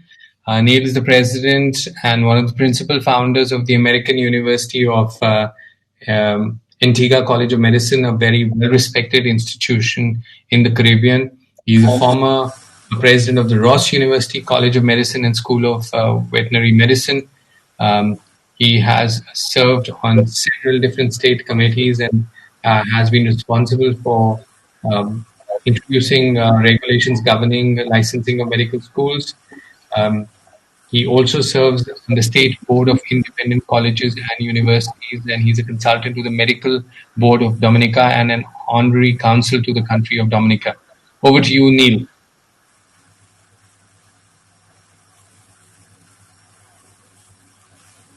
Unmute yourself, Neil, please. You're still muted. Let me start by thanking Fabio and Dr. Mehta for letting me participate in this panel. I'm humbled to be included when I see the expertise of all the other speakers. So my talk today will be basically on how COVID has impacted academic medicine. And AUA, as most of you probably know, while located in the Caribbean, does half of its medical program, its educational program in the United States at teaching hospitals, and will soon be having the same type of program in Great Britain, where the GMC has recognized us. I want to talk about some of the issues that COVID has caused an academic institution. I wanted to start out by what may be the easiest, how that is working out and how productive they are. they will all tell you that because they do not have to commute to work, they have more time to do actual work. Whether that's true or not is yet to be determined. But they see that as an advantage, and they, by the same token, when you're working from home, there are obviously more distractions and less interaction with employees on both an informal and a formal basis. So, in my opinion, it is a disadvantage to be working remotely with non-academic people. As far as the academic portion of our education goes, all preclinical training is done remotely, with the exception of certain hands-on labs, which have to be either made up later or people have to come and attend them in Antigua. Our clinical hospitals, many of them are shut down to medical students, and there have been some innovative ways to provide clinical education remotely. But again, it doesn't take the place of student-to-patient contact and student-to-doctor contact. One of the interesting things that the pandemic has caused in terms of academics is it has exasperated the gender differences in academic medicine. That difference has been recognized for years, with a small percentage, according to recent research, is that because women in general take care of most of the home activities and more likely to care for the children who can no longer attend schools, at least in the United States right now, they don't have as much time to devote to academic pursuits. And this is widening the gender gap in medicine, in academic medicine. For example, the number of papers submitted to academic journals has decreased from 36% in December 2019, to 20% in April 2020. And many of the researchers attribute that to the added responsibility that, well, it's not uniformly the case, but in general it's the case that women are more likely to devote more time to the home front than they are to their professional responsibilities. So there's a fear that the pandemic is increasing the gender gap in academic medicine and is slowing down the efforts to increase the number of women and their positions in academic medicine. The other thing that we are seeing, there are a couple of things, though, if you look at the pandemic through rose-colored glasses, that may have, the pandemic certainly won't have long-term benefits, but the way we're dealing with medicine may result in some long-term benefits. For example, right now, there's a much greater use of telemedicine. And recognizing that, it's interesting to note that in the United States, about 58% of medical schools in 2017 had courses that taught people how to practice medicine through the use of telemedicine. In 2020,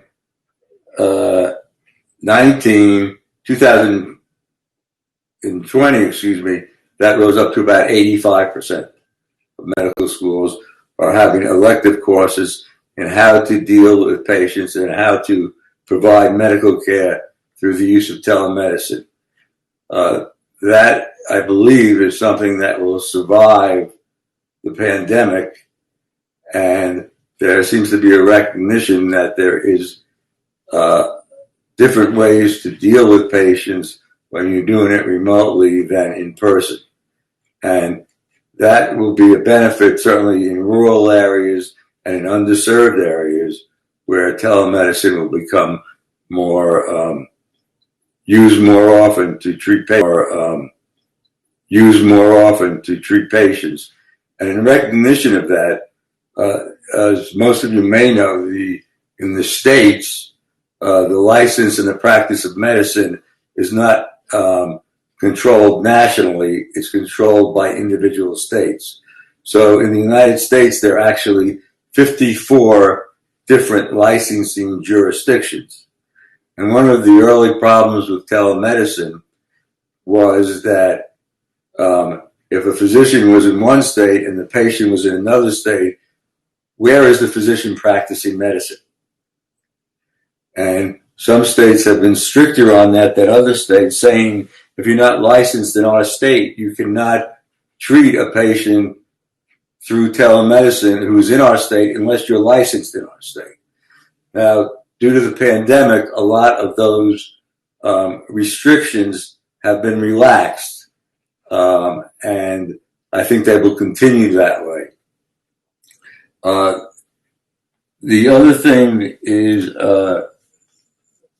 that the use of devices that a patient can wear, or a patient learning to take their own blood pressure while and being able to report back to a physician remotely has become much more widespread.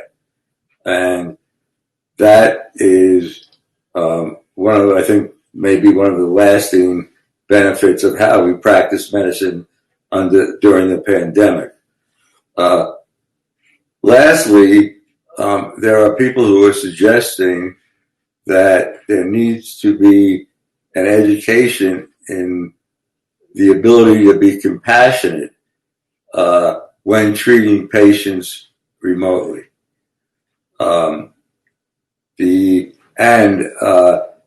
Academics have suggested that that's a skill that needs to be taught. It's much easier to be curt and short with somebody when you're talking to them remotely than when you're talking to them in person. It's similar to emails. Sometimes emails can sound very unsympathetic and uncaring, not purposely so, but because of the means of communication. So there's an effort academically to teach people how to be more compassionate, not only in general, but specifically. There may be different skills required to do that when you are dealing with the patient remotely, or when you're, and the same applies to when faculty members are lecturing remotely. Some of us may have noticed that when a comedian tells a joke and there's no audience there, and then therefore there's no laughter, there's no feedback. And I think some of that is what we're seeing with remote treatment of patients, as well as teaching students remotely, whether it's asynchronous or synchronous. I think you miss out on the person-to-person interaction. So while the United States has the distinct honor of having more COVID cases per person than any other country in the United States, in the world, and has also the distinct honor of having more hospitalizations than any country in the world. So a lot of that due to the lack of any kind of national leadership, and again, leaving the treatment of the pandemic and how to react to it to individual states, where there's almost a lack of control of crossing state borders, makes it very difficult to deal with the pandemic without some national leadership, which is admittedly and sorely lacking in the United States. So as we reach new heights in the number of people who are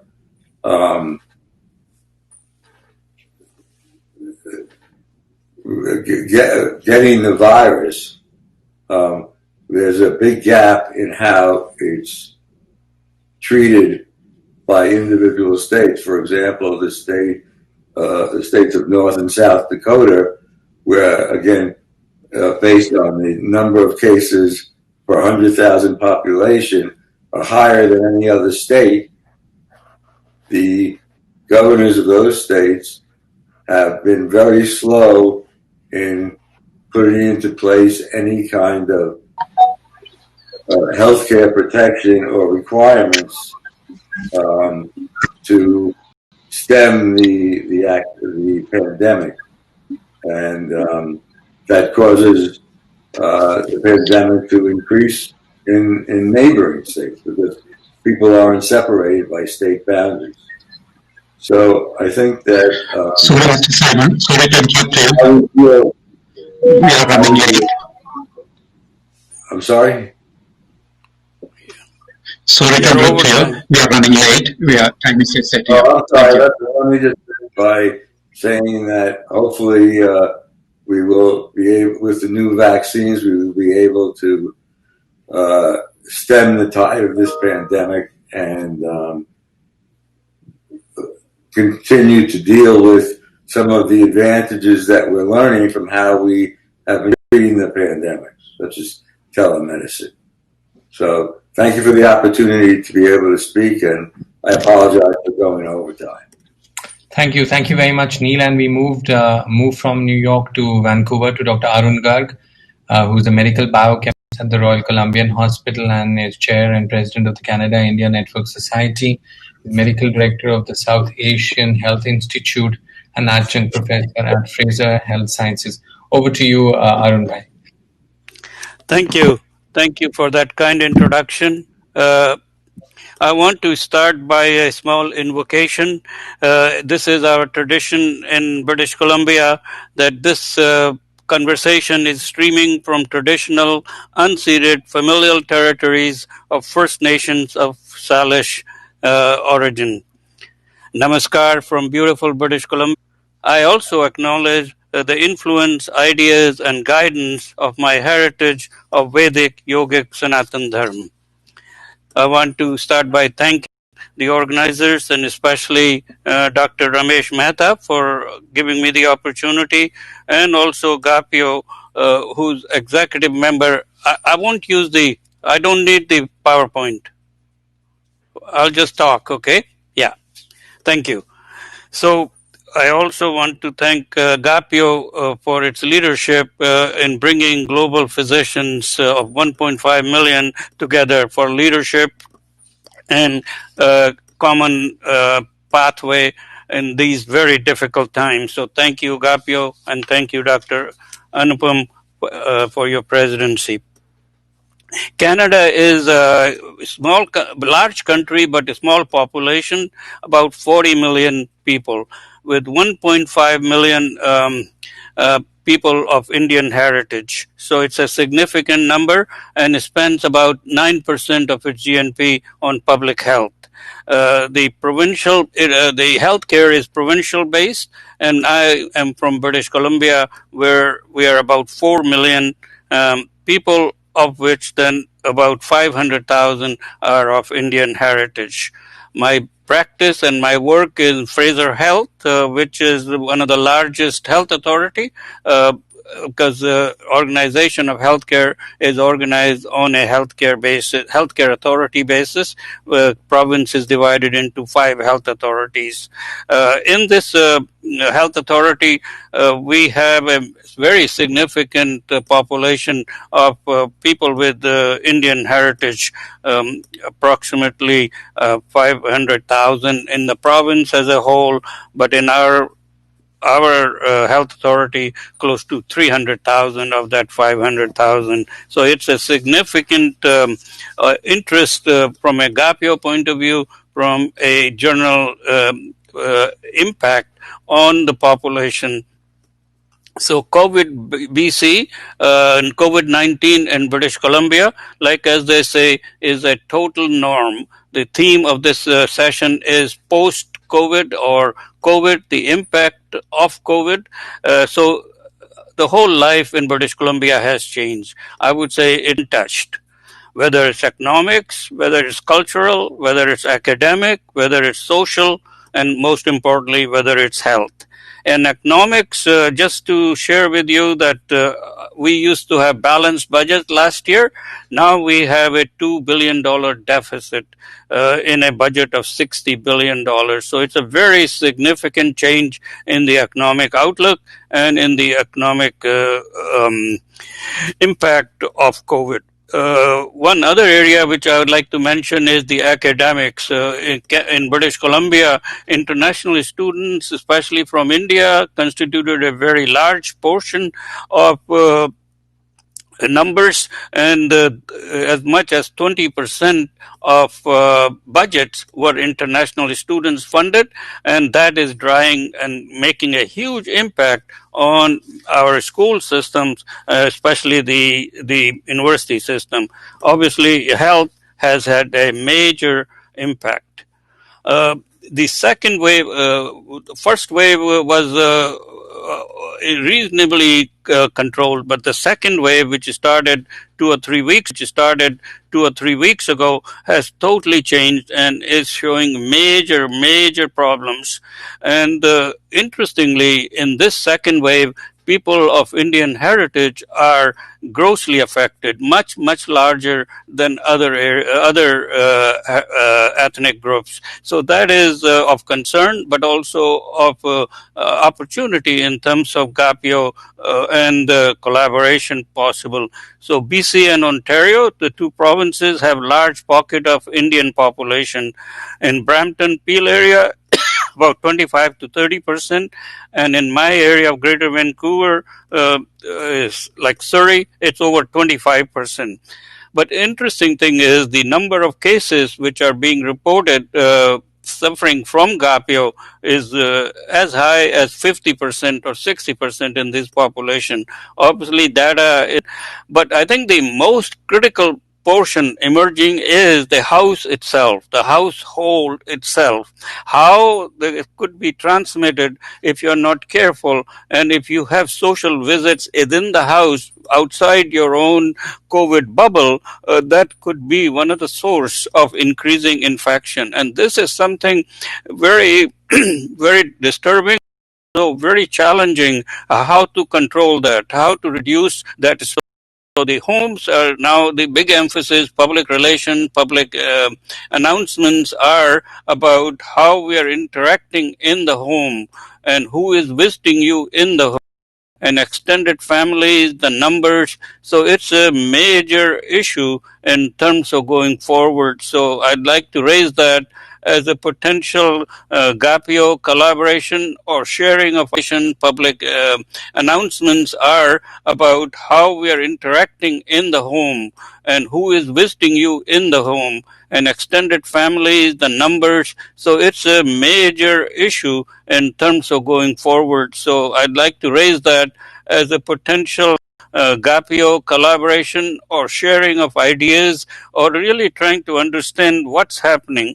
The other area is place of worships. Most of the place of worships are now gone virtual, and there is very little place for service. And on the radio, I heard that is causing problem because worship is very important in these times. So this is another area where culturally effectiveness might be important. I think in overall, it's the awareness which is key. No one-to-one care, but it's all delivered on web-based. So major regulatory and all those changes were brought in, and the care is being delivered that level. The other place where there is a major problem is the extended cares. So I think there is some opportunity in terms of solutions and going forward. Given the short time, I want to just focus on in next few minutes what GAPIO as a group we could do as physicians, come together, and potential solutions. I think we need to connect with the community. We need to engage the community and find effective cultural solutions. And this is a word I want to emphasize. The care has to be effective culturally, not so much that is culturally sensitive. What we are looking for is real hard solutions which are culturally effective. And maybe in panel discussions we could raise this. Some of the opportunities I want to leave with you for some thought and possible discussion. I think this should be turned into an opportunity. As physicians, as healthcare providers, we must look for opportunities in this crisis. I have termed disease management, how the chronic disease management, and Dr. Sybil talked about diabetes, how these diseases are managed. We can learn from COVID. It's mostly now disease management rather than individual management. Role of public health becomes very important. And the other 5 P's I will leave with you, that we need to put major emphasis on prevention. So P for prevention, P for protection, P for promotion of health. And this is where integrated holistic approach to health becomes very important. Your lifestyle, your behavior, for example. And the last 2 P's are prayers and philanthropy. Prayers for de-stressing the mind. And this is again integrated holistic approach to health becomes very important, where mind, body, and soul becomes very important. And philanthropy is the last P, where we need to care about each other. We are in it together. So summary, this is a major challenge, but looking forward, we have some opportunities. So thank you again, and I look forward for our panel discussion. Thank you. Over to you, Anupam. Thank you very much, Arun. I'm afraid we're going to have no time for a discussion because we kind of overstepped. But I want to thank the Honorable Counsel General. Thank you, Neil. Thank you, Sudhakar, Arun Bhai, and Dr. Fahad for their comments. We got a very wide perspective from Britain, from Canada, from India, from Britain, and from the United States. I'd like to thank the organizers for this opportunity. There's been tons of learning. I think life is never going to be the same, whether it's in academics, whether it's in teaching, whether it's in practice, whether it's in conferencing, whether it's in coming together, whether it's learning from each other. But I think we'll all come out stronger and wiser. And I think there would be so much that we would have taken home once this COVID pandemic ends. Thank you so much.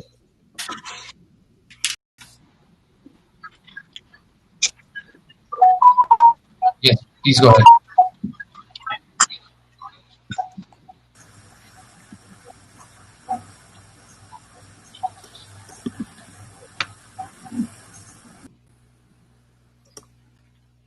Good evening and greetings from Sydney. My apology for not appearing in person, as when you hear this recording, it will be about 2 a.m. Saturday, 21st of November in Sydney, and I could not have promised the level of my performance at that hour. I think the topic of unity. Once again, we need to focus on communicable diseases and re-educate ourselves on the sequelae of COVID-19, which may not be visible for many years to come. Most of the people will recover after the initial distress, but some may be left chronically distressed. The symptoms may be delayed or become worse. We must be mindful of the subtle impact on psychological functioning, social and family cohesion, community structure, and economy. There are already strong evidence of increased alcohol and drug abuse, domestic violence, financial crisis, unemployment, gambling, increased suicide rates, and all of them are directly related to COVID-19. There has been widespread advice against pregnancy due to the unknown impact of viral exposure on the fetus.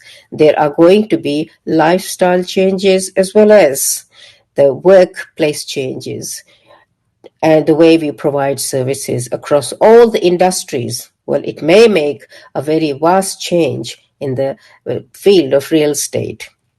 Almost everyone in the world is directly or indirectly affected by the COVID. Even if we are not COVID positive, the vicarious trauma, it is further complicated by the climate change issues, conservation of energy, but I have no doubt that human supremacy and resiliency will be the final winner, and we must look forward to the dawn of a new era. Thank you very much once again for giving me this opportunity to come as a distant remote speaker. Thank you. Goodbye.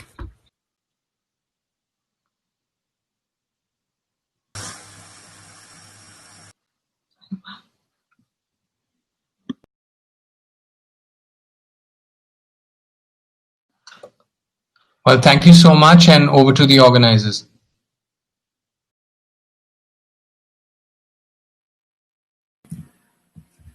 Thank you. We would like to now conclude the session, and thank you everyone for your speeches. It was absolutely tremendous. Thank you.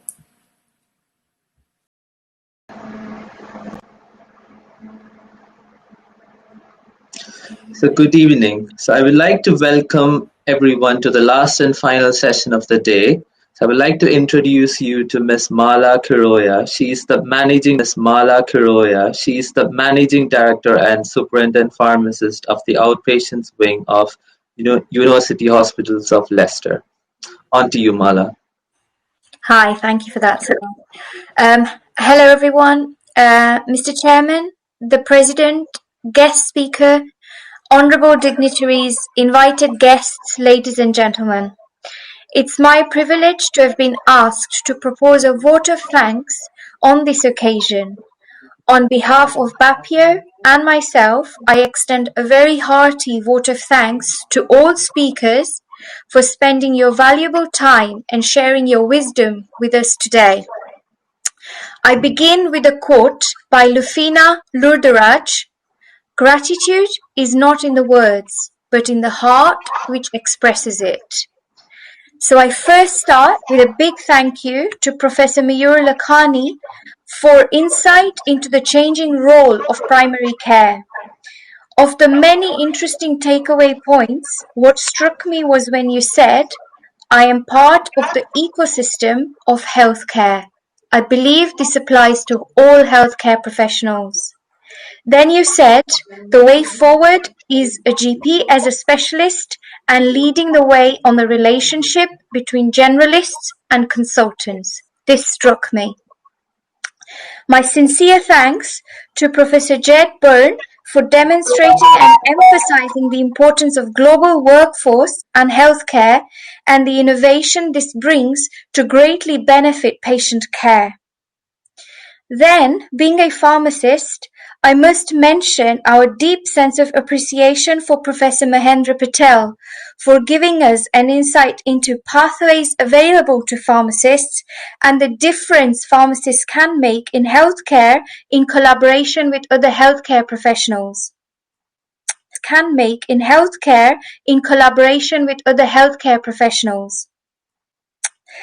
Thank you, Ms. Anu Thomas, Komal Pervez and Rajesh Pothni for educating us on your careers and inspiring us with tips to help us in our careers.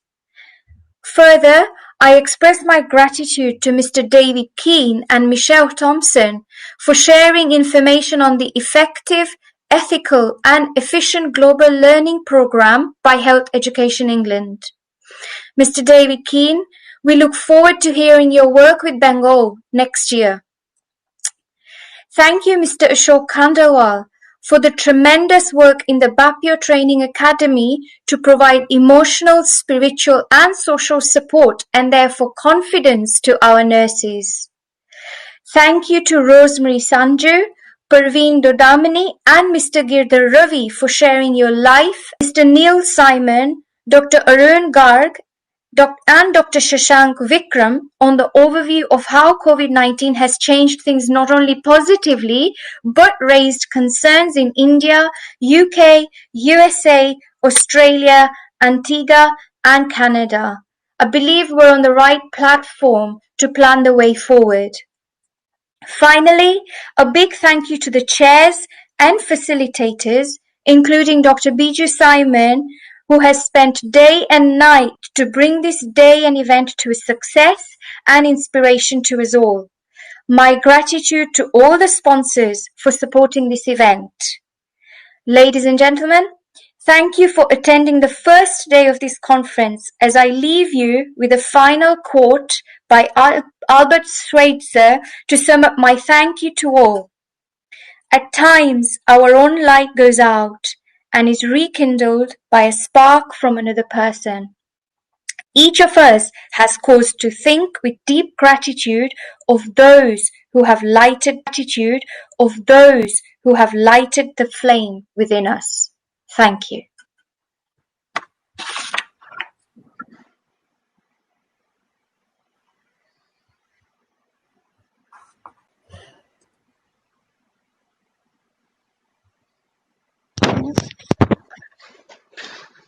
For your wonderful speech. So now I'd like to conclude this event.